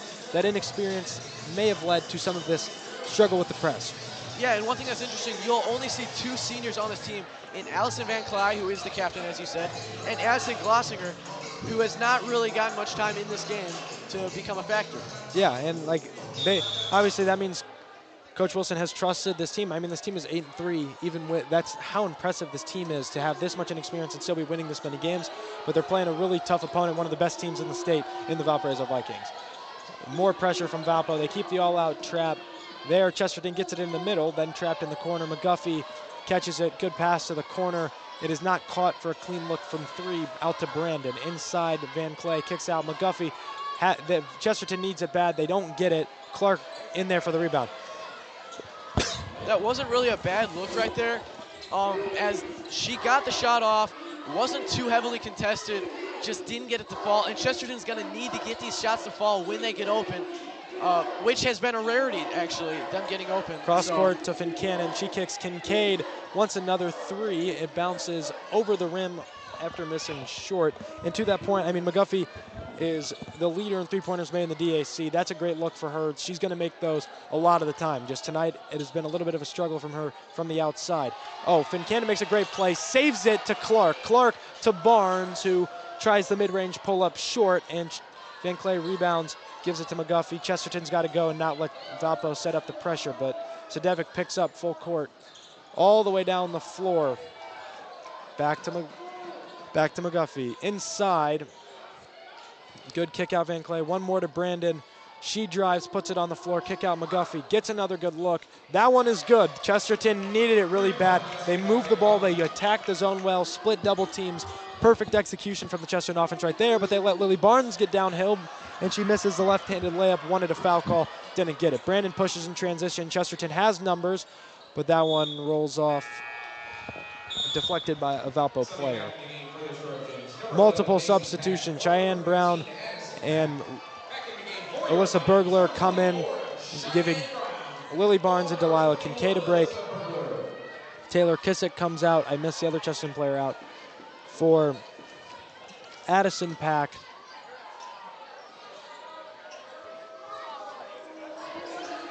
Back to McGuffey up top.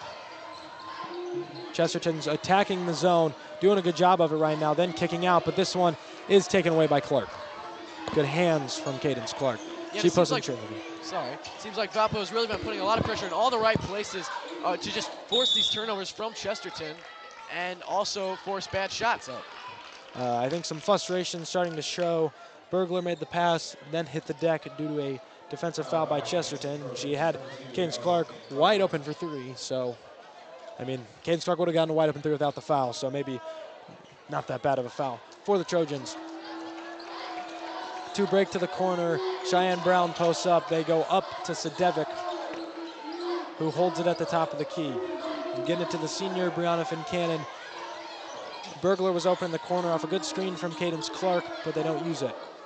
More off-ball action from Valpo, trying to get something going. Chesterton playing some good defense right now, but not right there. A great drive by Allison Sedevic, who goes and gets a left-handed layup.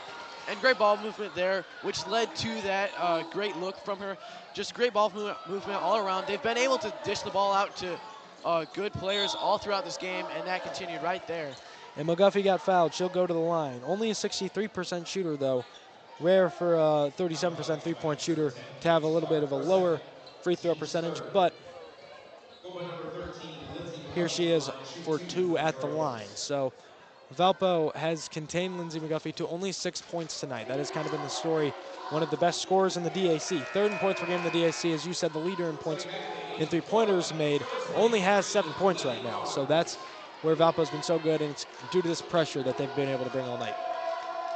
Yeah, and we see her at the line a lot, actually. She is third in the DAC in free throws made, and she is now 2 for 2 in this game. She was 2 for 2 in their previous game as well. So that percentage starts to grow. Barnes with it. Double cross screen, but it's just a clear out to get Barnes downhill. She misses, but got fouled. So Lily Barnes goes to the line for two. So the two of the best scorers in the DAC get free throws on back-to-back possessions. Yeah, and you saw Lily drive in there into the paint and led to her getting to the line. And Valpo really has been going to the paint a lot more in this quarter, or in this half so far, compared to what they did in the first half, where they got a lot of their points from, especially Cadence Clark, from the three-point line. Yeah, Barnes misses this one. And when you look at the scoreboard, Lily Barnes only has 8 points, which is unreal for somebody who's averaged 20.7 points per game this year in her career versus Chesterton. Averages 19.8 points a game, so call it 20 there too. To have her, Chesterton's contained her to 9 points, but the rest of this Valpo team has stepped up big when Lily has been contained. And now her and McGuffey are matched up, a great matchup on this side of the floor. Pack gets downhill, throws it up off the window, no good. Delilah Kincaid the rebound. She gets trapped, nobody helping her out. But she finds Sedevic Long, who's going to get a wide open layup. Easy doing pregame warm-ups for Allison Sedevic, wide open layup. Chesterton now down to 21. Barnes picking up McGuffey, a great matchup here. Two of the best scorers in the DAC, two of the best players in the DAC, going at it, near 5 count, and they're going to say McGuffey lost it on her own. Valpo will get possession. And there's that tight defense from Lillian Barnes. She has really been great on the defensive side all game long, forcing a lot of loose balls, tipping a lot of passes, and there you go. That led to a turnover right there by the hand of Lillian Barnes. Showing why she's going to Ball State next year. But a minute to go, they get it inside to Kincaid. A lot of contact, but she gets it to go. The bucket good for Delilah Kincaid. Chesterton needing another bucket as Valpo's going on another mini run. Oh, Macy Pack. Flurry of moves, a Euro step and a left-handed finish. Talented finish by Pack. Barnes inside, tried to draw contact, didn't get it. Chesterton will have numbers if they can push. Bring it up is Allison Pack giving to McGuffey. She gets doubled and nearly throws it away. It's saved off the foot of a Valpo player. Corner. Pack way long off the backboard 13 seconds to go in the quarter. Barnes has it with 10. 9 on the clock. Into the corner. Burglar doesn't try it. Now down to 5. She gets trapped. It's in the hands of Barnes. Got to know the clock. She does. Mid-range. Off at the horn. And we will be back. Valpo 47, Chesterton 26. We will be back for fourth quarter action in the DAC.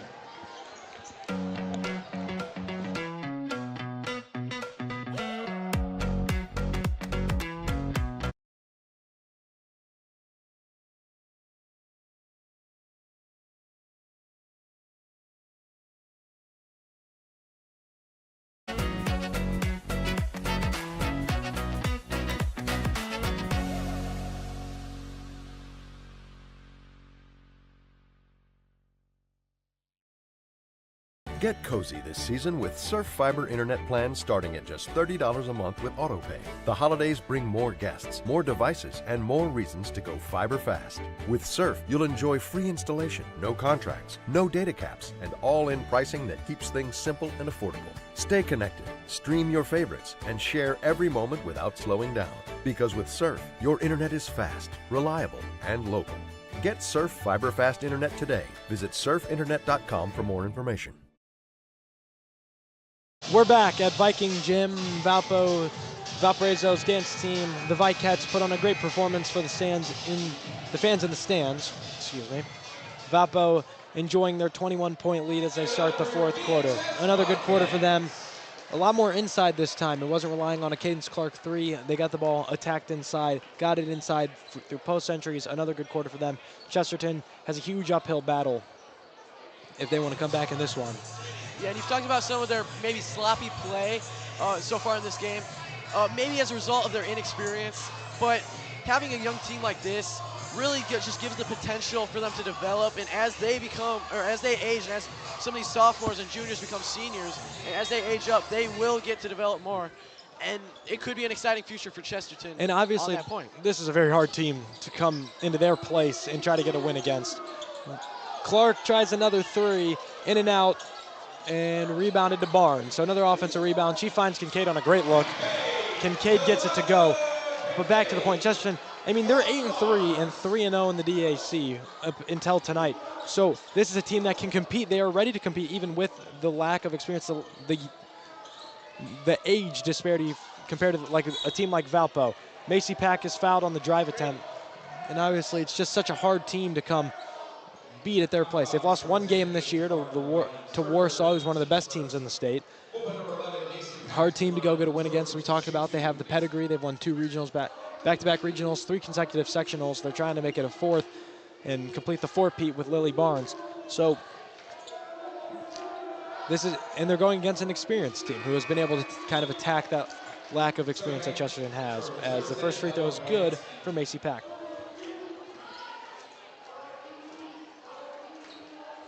Yeah, this is a team that is still ready to compete. And last year, Valpo, it was a similar result in the regular season. Valpo blew out Chesterton, but in the sectional, it came down to the final minutes. So anything can happen in postseason basketball, and Chesterton clearly is ready to compete come that time. But here, the ball is tipped. Kincaid making the cross-court pass to Cheyenne Brown underneath, but it was deflected. Valpo retains possession. Barnes takes it out in the worst spot to take the ball out, the deep corner, but on the side. It is not fun to take the ball out in that location. Nobody in open, but she is able to find Brown and Fincannon. Chesterton changing up the defense again. They got to go 1-3-1, apply some traps. Brown to Barnes, who jump stops, back to Brown, to Fincannon, who's looking for Kincaid. She skips to Barnes, wide open for 3. No. Clark and Kincaid in there for the rebound. Kincaid puts it back in, plus a foul. 3-point play chance for Delilah Kincaid, who you do not want to send to the line. 3rd in free throw percentage in the DAC, 89% though. So it's there's 2 people who shoot 91% at the line, and then Delilah Kincaid at 89%. So she's been very reliable, you could say. Very reliable. You do not expect her to miss, as there is a rare miss by her. Maybe an announcer's jinx right there. I was going to say nearly perfect at the line. I held it back, but I still think by listing the percentage, I'll take the credit for that miss. So the foul goes on Cheyenne Brown, who has 4, but Boyansky's able to get up after more contact. This has been a physical game, along with all of the deflections. A lot of bodies have been on the floor on both sides. So here we go. Chesterton's got it. Valpo spreading out in man-to-man, but picking up hard. They're going to make it hard on McGuffey, who swings it to the top of the key. Back to McGuffey. She catches it on the wing, try to attack Fincannon. She'll face a trap from Lily Barnes. She gets baseline, but lost it out of bounds. Valpo basketball. And it's interesting to see, Valpo has not let up on the defensive side, despite their rather strong lead, 23-point lead with 6:39 left in the fourth quarter. They still have been playing tight defense this whole game, and they Obviously, have not let up. Valpo has that big lead, but anything can happen in basketball. This is a sport where comebacks happen all the time. It's a game of runs. Valpo made a huge run the first half. You can't let Chesterton get that, and that's why it's been on McGuffey, who they're doubling. Chesterton's best scorer, can't let her get hot to spark a run. Barnes drives inside, pull up mid-range over 2, can't hit. Rebound to Boyansky, who gets picked up. She slips. Barnes takes it away. She's got 2 coming with her. Makes the fast break layup. The lead up to 25. They are still staying hard, especially on McGuffey. They're throwing traps at McGuffey even with the big lead. They do not want her to make any threes, I don't think, to let Chesterton back into the game. Drive, spin, cut off by Kincaid, kick to the corner, baseline drive, contact, another body on the floor. Off Valpo, Chesterton ball.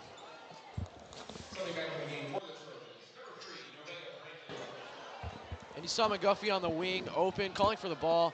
Just not really a good chance to get it to her as she's checking out now. Valparaiso called timeout.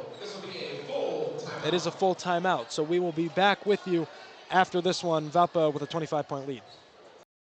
Have you ever considered becoming an iron worker? Local 395 is now accepting applications for their apprenticeship program. Go to ironworkers395.com. Look under the training section, click on apprenticeship, and scroll down to the application. You must be 18 years old, have a high school diploma or GED, and you must be physically able to perform the work of the trade. Find out more by calling the apprenticeship school in Lake Station at 219-962-7675 or visit ironworkers395.com. Everyone wondered why these guys always look so great when working an event. Well, they're always rocking the PC3 Media and Goblin Radio merch, and you can be just like these sharp-looking fellas. First step is to go to PC3media.com, then click the link that says Official PC3 Apparel. Lastly, find the Goblin Radio or PC3 Media shirt, sweatshirt, and many more items to fit your style. It's not just apparel, it reflects what PC3 Media stands for. Creativity, confidence, and authenticity. Be bold, be original, be PC3 Media. Welcome back to Viking Gym in Valparaiso, Indiana. The Valparaiso Vikings right now on a huge blowout over their rivals, the Chesterton Trojans. A similar result to what happened last year in the regular season when these two teams matched up, a game that we covered, but that PC3 Media covered. It was Brody Kosier and Brendan Gagan, not Johnny Clumpy and Vincent LaFalle. So Vincent, what do you think has led to this huge Valpo lead so far? Just great defense all game long. They have not let up at all, and they continue to just play tight defense, tip the ball, get steals, and force turnovers, and that has been a key in keeping this lead and letting it grow as big as it has. And you can see it right now, just the ability to stay in front on these drives. A good pass inside, kicked out. Wow. Brandon tries a 3. Hers is short. It went off a Chesterton Trojan Valpo ball. So yeah, and you can see it. It's been the story. The Valpo defense and the turnovers on both sides have really made the story of this game. Valpo has been able to contain their turnovers in the second half to grow the lead. Ooh, nice cross-course dish to Cheyenne Brown from Cadence Clark, but it goes in and out on the layup attempt. Tipped off a Valpo player. Chesterton retains possession. Yeah, and if I'm Chesterton's coach, I'm just looking for some growth here, just to see some improvement throughout this game or throughout the rest of this fourth quarter. As we see just slower possessions, more control of the ball, fewer turnovers, and also getting to better looks. And this is a young team, as we talked about, but they're ready to compete. So, another body hits the floor, and they don't get a foul call. A travel is called. But to your point, we have talked about the inexperience of the Chesterton team, but it's not to their discredit. They they're so talented, even with the inexperience. And they've showed it all year long, but as we talked about, this is just a very hard team to prove that talent against, as Valpo's been very good over the last couple of years, and they've stayed good this year. Yeah, and this is really just a great setting for development, though, and improvement for this team. Like this, games like this against huge competition like this, while Chesterton is still a winning team too, by the way, this is just great for them going forward. This will just add experience to them moving forward as they age and get older and more experienced. They change up the defense. What a find to Brown, but she can't hit it again, and it's batted away by the Chesterton defenders, but it goes out of bounds. And we can go around the region. Crown Point beat Lake Central 46-33. And so Crown Point gets another DAC win. They improve to 3-1 as their one loss being to these Valparaiso Vikings. Lake Central falls to 2-2. Clark, she hit 5 in the first half. She cannot connect here. Barnes has it on the outside. She gives to Fincannon, who, nice over-the-top find to Kincaid, who hits the bottom of the rim. Didn't know where she was at. Chesterton pushing in transition, but that's a dangerous game with Lily Barnes looming as she batted away. Chesterton retains possession. They find Nevaeh Brandon, one of the captains, who gets a layup here. More pinball in this one, but Chesterton able to retain it and score. Barnes trapped in a bad spot and deflected. Delilah Kincaid picks it up. Barnes attacks, even knowing a trap is coming. She finds Brianna Fincannon, the senior, for 3, who cannot connect, but she gets her own miss. Hustling for it. That's what she's done all game. Kincaid, spin move with the left. Off backboard. Tough finish for Delilah Kincaid, who makes the lead, puts the lead back to 25. Yeah, we saw a few uncharacteristic misses by Valpo right there, but just followed up by that. Delilah Kincaid, just a great bucket right there to end that possession on a positive note. And senior Addie Bowen is checking back into the game for the Valparaiso Vikings. And a foul on Lily Barnes, who now is 4, but who now has 4 fouls, but I think she could be coming out of the game right here. As Alyssa Bergler, Allison Sedevic, and Addie Bowen check in for Delilah Kincaid, Cadence Clark. No, nope. Lily Barnes stays on the floor. Delilah Kincaid, Brianna Fincannon, and Cadence Clark come out. Lindsay McGuffey's back in for Ella Boyansky, and looked like a hockey substitution right there from both teams. Not a good place to inbound the basketball. Taken away by Alyssa Bergler, who tries to find Barnes, but it's tipped and stolen by Brandon. Brandon looking up the floor. A good crossover. Got it inside, but the pass is too high, intended for Taylor Kissick. And Chesterton still failing to find good looks down the stretch. They did it a little bit in the first quarter, got some good looks there, got some shots to fall. Just really have not consistently been able to do that, though, since. They have struggled to capitalize on those looks, and then when they do get it into the half court, have struggled to move the ball enough to get a great look. Alyssa Bergler tries a 3. She won't hit. Chesterton rebounds. Bergler chases her own rebound, and Valpo backs off. 2:59 to go. Valpo up 55-30 in this rivalry matchup.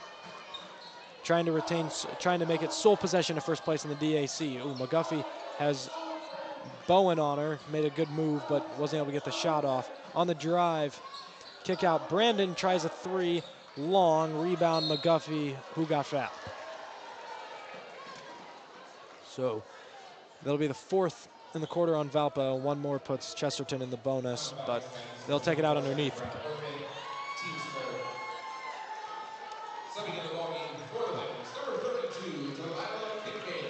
As Delilah Kincaid comes back into the game, this time for Cheyenne Brown, who I think fouled out, but obviously Valpo not very hurt by the foul situation with their lead. And stay tuned for after this one. We will have a player and coach of the game for both these teams. Kissick got it inside. It got batted around, and Lily Barnes just kind of takes it away from her. Goes behind the back on 2 defenders. Looking, she goes past all 5 for the floater and scores. She's up to 13 on the night. Nevaeh Brandon, with the team's captain, brings it up for Chesterton. Valpo lays off the full court pressure and the trapping, up 27. McGuffey looking to it. Volleyball line 3 in and out, and batted around to Burglar, who gives to Barnes. You know, she's going to push in transition. Nearly lost it. Finds Kincaid, whose hair fell out, who kicks it to Burglar. She's trying to retie it. And Chesterton will get a fast break opportunity. Taylor Kissick gets the wide open fast break layup. And for Chesterton, you really would just wish to have seen more of those situations early on in the game. While the game was a lot closer, you know, now down 25, that might not be so consequential, getting that look right there. Well, I think they got a little bit of help from Delilah Kincaid's hair falling out, and she wasn't really an option to receive the pass. As, speaking of Kincaid, she just got fouled underneath, rebounding her own miss, going up for 2. Maury Kuka will be checking in the game for the Valparaiso Vikings during this free throw. I did not see the number of the Chesterton player, but I will get it. So Johnny, who do you think will be the player of the game for Valpo? Well, the player that opened this game up for Valpo was Cadence Clark, and checking into the game is senior Addison Glossinger for the Chesterton Trojans as she gets some playing time to close out this one. Kincaid made her first free throw, as we talked about earlier, one of the best free throw shooters in the DAC, going 3 for 4 so far tonight. Yeah, no jinx this time as she made them both. Said it after, so. Yeah, of course. McGuffey calling for action. She wants to attack on her own, but Kincaid will stay with and help side. McGuffey to the corner. Kissick doesn't want it, doesn't want the shot. She kicks to Brandon, who drives and then loses it, batted around. Chesterton saves, and then it hit Nevaeh Brandon. We're going back the other way, under a minute to go. Checking into the game for Valpo is Caroline Hedman, and Finley Evans check into the game for Delilah Kincaid and Brianna Fincannon. And a rivalry game that was unexpected to us, but John Harrell knows more basketball than I do in the region, safe to say. Yeah, and in a pretty wide margin, Valpo will win this game. Safe to say now it's just 42 seconds to go. Chesterton still trapping. Maury Kuka wasn't able to retain the pass. Addie Bone was the one who threw it. Chesterton gets it back with 42 seconds. Yeah, that's safe just to get their positives here. Sorry, I cut you off, Vincent. And I think it's safe to say, just throughout this game, one of the big differences between these teams that definitely benefited Valpo was just the lack of experience, or not exactly lack of experience, but the disparity between the experience Absolutely. between Valpo and Chesterton. Very much showed when Valpo was pressuring full court. Sadevic has it in her hands. Addie Bowen swings to Maury Kuka. We're under 20 in this one. Kuka's trapped, nowhere to go. Coach Krutz saves a turnover for her floaters and takes a 30-second timeout. So Valpo up 27, 59-32. Another dominant win in this rivalry that has been the staple in the regular season. Valpo will extend the winning streak to 8. And Coach Wilson will fall to 0-3, first her former team. So, but obviously these two teams could very well meet in the sectional, and last year the sectional showed anything can happen. So as these two coaches talk over these last 14 and 4/10 of a second in this one.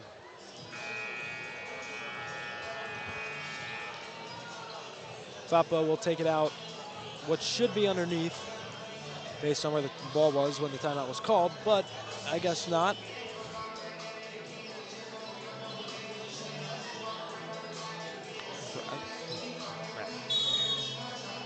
Valpo tries to get it in.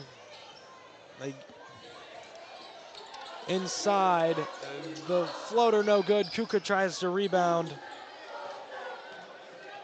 Caroline Hedeman was the one who put the floater up as we're under 5. 3-2, buzzer beater from Brandon, no. Final buzzer sounds. Valpo gets a dominant rivalry win and takes sole possession of first place in the DAC. But we will be back after this break with a talk with the winning coach, Kelly Kratz.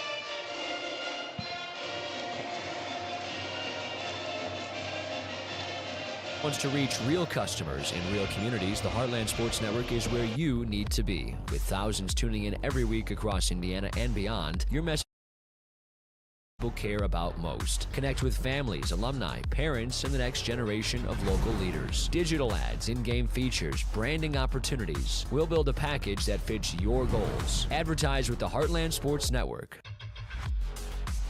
Visit heartlandsportsnet.com or contact us today.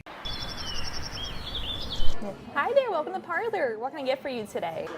Could I get a white chocolate blondie and a chocolate donut? Yes. A chocolate and white chocolate blondie.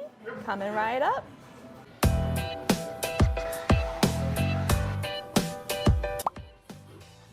Oh my God, I'm so tired.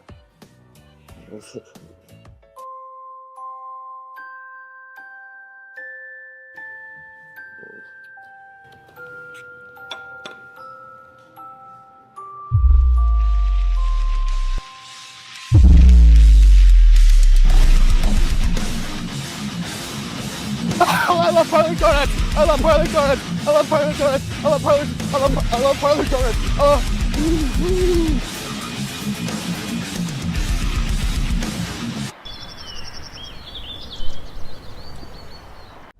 At Indiana Farm Bureau Insurance, we're not just good at insurance. We're good at Emma and Jake's just baby-proof their 2-bedroom bungalow to prepare for baby number 1 insurance. We're good at Madeline and Chance's just gave in and became minivan people to make room for baby number 2 insurance. And we're good at Gabby and Nate's just moved to a house with a bigger backyard to welcome fur baby number 3 insurance. Start with Indiana Farm Bureau Insurance and stop knocking on wood. Get cozy this season with Surf Fiber Internet plans starting at just $30 a month with AutoPay. The holidays bring more guests, more devices, and more reasons to go fiber fast. With Surf, you'll enjoy free installation, no contracts, no data caps, and all-in pricing that keeps things simple and affordable. Stay connected, stream your favorites, and share every moment without slowing down. Because with Surf, your internet is fast, reliable, and local. Get Surf Fiber Fast Internet today. Visit surfinternet.com for more information.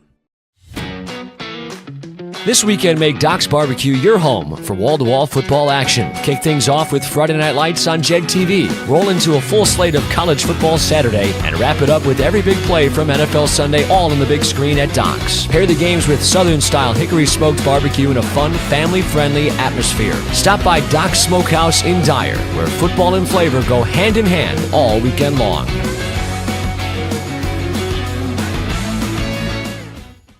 Valparaiso Vikings took the rivalry win over the Chesterton Trojans to take over first place in the DAC 59-32. Huge win for the Valparaiso Vikings that started on their full court pressure, forcing Chesterton turnovers and Cadence Clark catching fire in the first half, making 5 threes. Vincent, how do you think it went for the Valparaiso Vikings? It went great. Valpo was firing on all cylinders from tip-off all the way up until the end. You know, they shot great defense, just all around. They just played great, and it really showed in the final score, 59-32. Yeah, and this is a storied rivalry. These two teams share a road. This game obviously means so much to these two teams, and they will have a chance to meet again in the sectional. Very likely, Coach Wilson usually is able to get a couple wins in the sectional. And Valpo has been the 3-time sectional champion, so they're trying to go for that four-peat. But it wasn't the result we expected tonight, as I expected a close matchup of Valpo with that pressure and able to take advantage of the lack of experience that Chesterton has. Some full court pressure really turned the tide in this one.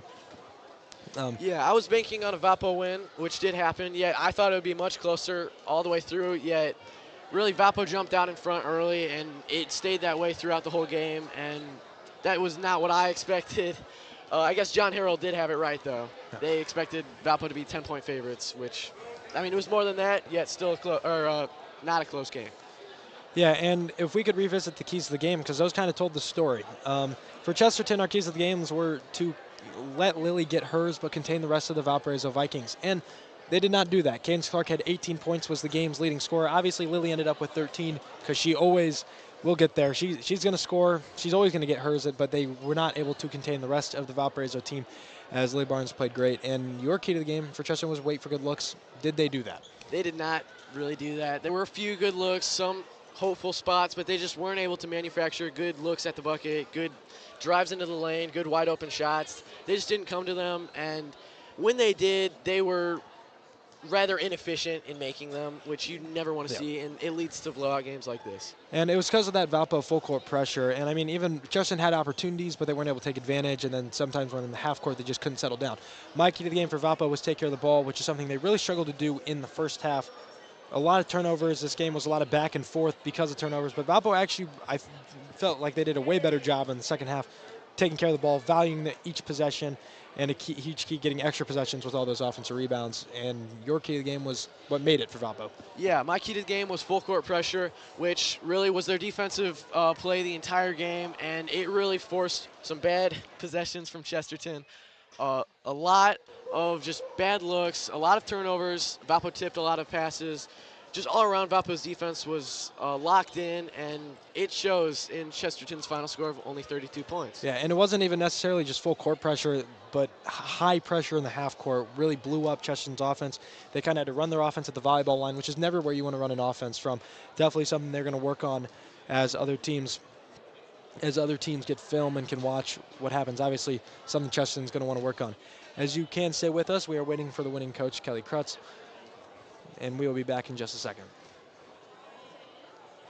Our hero, Lantern Man, faces off against a nefarious insurance swindler. I'll trick them into a contract and just rates. Luckily, they can make a call to Crow Company's Lantern Man. He's always ready to protect families from the insurance swindler.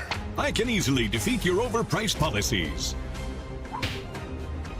Fair prices always prevail when you call me, the Crow Company's Lantern Man. Crow Company's insurance professionals, Highland, Merrillville, and Michigan City. At PC3, students get the chance to chat with and interview a wide variety of influential people. Ever want to hear from a ESPN host or a local music artist? Our show featured incredible guests like NBA host Kristen Ledlow, local fair queen Gwen Weaver, meteorologist Alyssa Heilman, MMA fighter Shale Sonnen, and so many more interesting guests. Want to see what we can do and all the exciting people we meet? Check out PC3 Media on YouTube and don't miss all these exciting interviews. Subscribe today.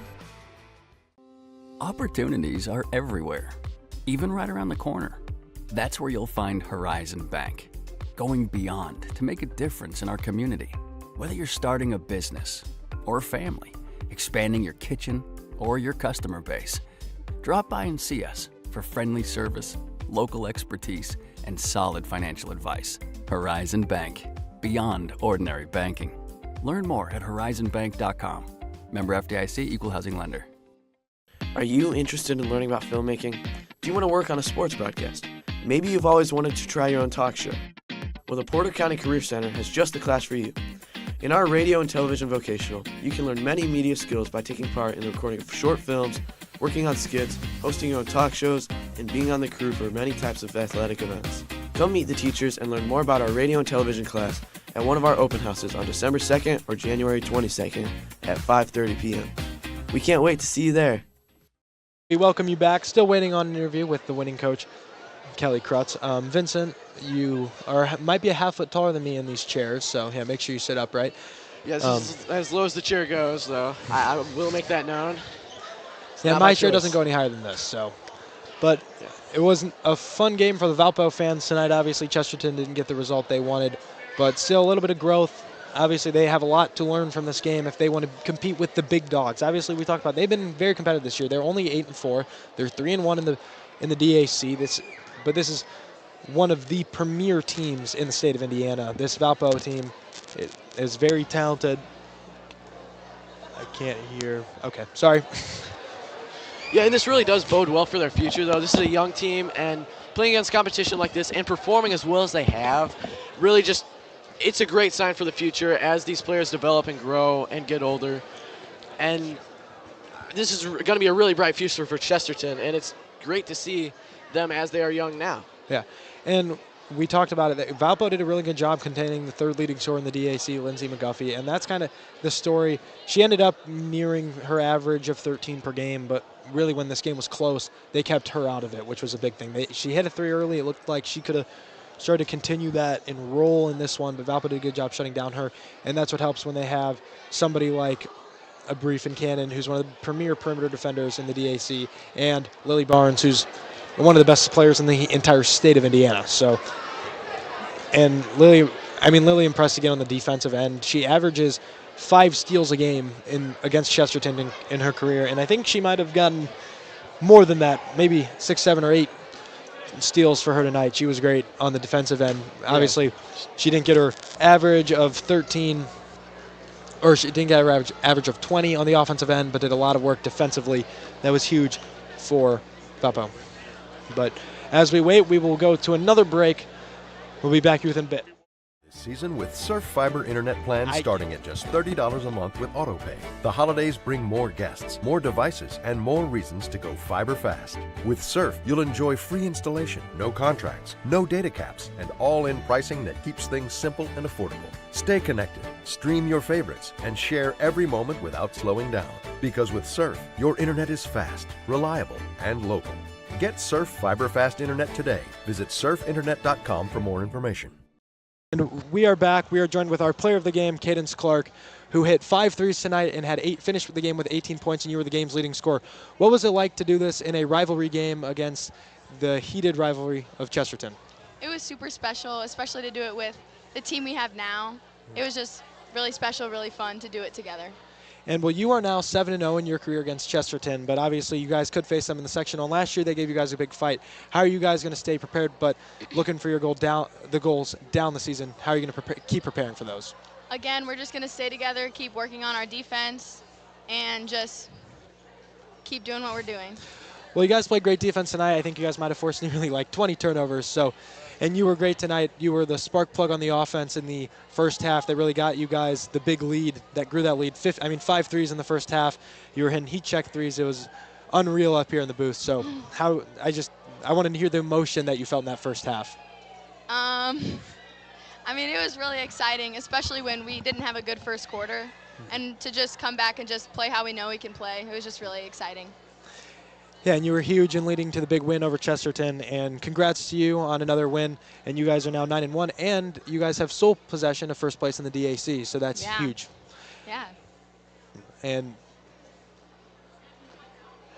sorry, but yeah, what do you guys have to look forward to? Are there any games on the schedule that you are? You guys are taking a game at a time to prepare for the end of the season. But how are you guys going to keep working together as we go down the line? We have our next big game is Norwell, and they're the #1 team in the state right now. So we're super excited for that. Just preparing to do our best and, just play together. Yeah, and you guys, you played together tonight, multiple players in double digits. You guys played incredibly well, working hard, as you guys have a holiday tournament, which is always a special moment for every team every season. You get tough competition and a lot of games in a short amount of time. So you have experienced 3 holiday tournaments now in your career. How are you looking forward to prepare for this one, as you talked about with the big game of Norwell? Yeah, it's super fun. We just have to stay locked in because obviously it's a long bus ride and we stay the night, so it's a little bit different. But, we've worked super hard all season to keep our stamina, keep in good shape, so I think we'll be good. And you have any restaurants you guys look forward to at your holiday tournament? I know our team, we go to an Applebee's every year, so.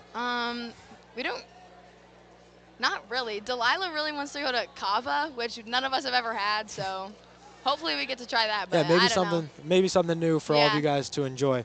Yeah. So, thank you for your time, Cadence, joining us in the booth. Congrats on the big win, and congrats on the 18 points in a rivalry game. Thank you so much for coming up here and sharing the final moments of the night with us. So thank you, and congrats on the win. Thank you. We'll be back after this with Coach Krutz. Get cozy this season with Surf Fiber Internet plans starting at just $30 a month with AutoPay. The holidays bring more guests, more devices, and more reasons to go fiber fast. With Surf, you'll enjoy free installation, no contracts, no data caps, and all-in pricing that keeps things simple and affordable. Stay connected, stream your favorites, and share every moment without slowing down. Because with Surf, your internet is fast, reliable, and local. Get Surf Fiber Fast Internet today. Visit surfinternet.com for more information. Joined by the winning coach, Kelly Krutz, after a huge win over the rival Chesterton Trojans. And how does it feel? You are now 3-0 against Chesterton Trojans. What does it feel to start your career at Valpo with 3 big wins over a rival? You know, it feels good. Chesterton, just like any game, it's another game in our season that we want to take. Conference games are very important to these girls. You know, there's extra emotion when it comes to playing, you know, the team down the street. But regardless, did we get better? Did we play hard? You know, we're looking at those small things. Did we rebound well? You know, and then so it's again another piece of our season that we just really look forward to. And tonight, it seemed like the goal was to pressure Chesterton. And how important was that tonight? Because it seemed to very much pay off for you guys. Yeah, we like to play pressure up tempo. We like to make teams feel a little uncomfortable when they're on their offensive end. So if we can do that, on our side on defense, we like our defense to help us translate to offense. And it led to a lot of points. And what did you like that from what you saw from Cadence Clark tonight with her 5 threes in the first half that kind of started the offensive scoring when you guys were down early? Yeah, you know, we were making a lot of bad decisions in that 1-3-1 early and trying to do too much and almost being too unselfish. Take the open shot when you have it, shoot with confidence, and you know, when you make one, it feels good, you know, and you keep going and you keep rolling from there. She's shooting and she's playing with a lot of confidence, and that's what you want from your senior shooting guard. Yeah. And you guys have a huge holiday tournament. Cadence mentioned you guys are going to play the #1 team in the state, Norwell. How much preparation is going to go into that, and let alone the whole holiday tournament, because those are always fun, and you play 4 games in a short amount of time. We have a great holiday schedule in front of us. We're super pumped. Norwell plays a 1-3-1. You know, this is great preparation. It's going to have great film for us to see if we can get better at. But anytime you can play the #1 team in the state, you play the #1 team in the state, and you do it with just such excitement. And it's a great, you know, sees where we're at. And it's, sorry to cut It's you okay. off. Huge for later in the season, come postseason time. And you Yeah. guys have huge aspirations coming off a semi-state appearance last year. And now, congratulations on having sole possession of first place in the DAC at 4-0. 3 more games to go. I know you guys are looking to stay undefeated, but taking this one game at a time, next opponent. And thank you for your time and coming up here. And congrats on the win tonight, Coach. Thank you. Thank you. Awesome. Thank you for everybody at home, all you viewers. Thank you for joining us. I was Johnny Clumpy, joined by Vincent LaFollette. Thank you to our entire crew on a great broadcast. Until next time, this was PC3 Media. It's basketball coverage.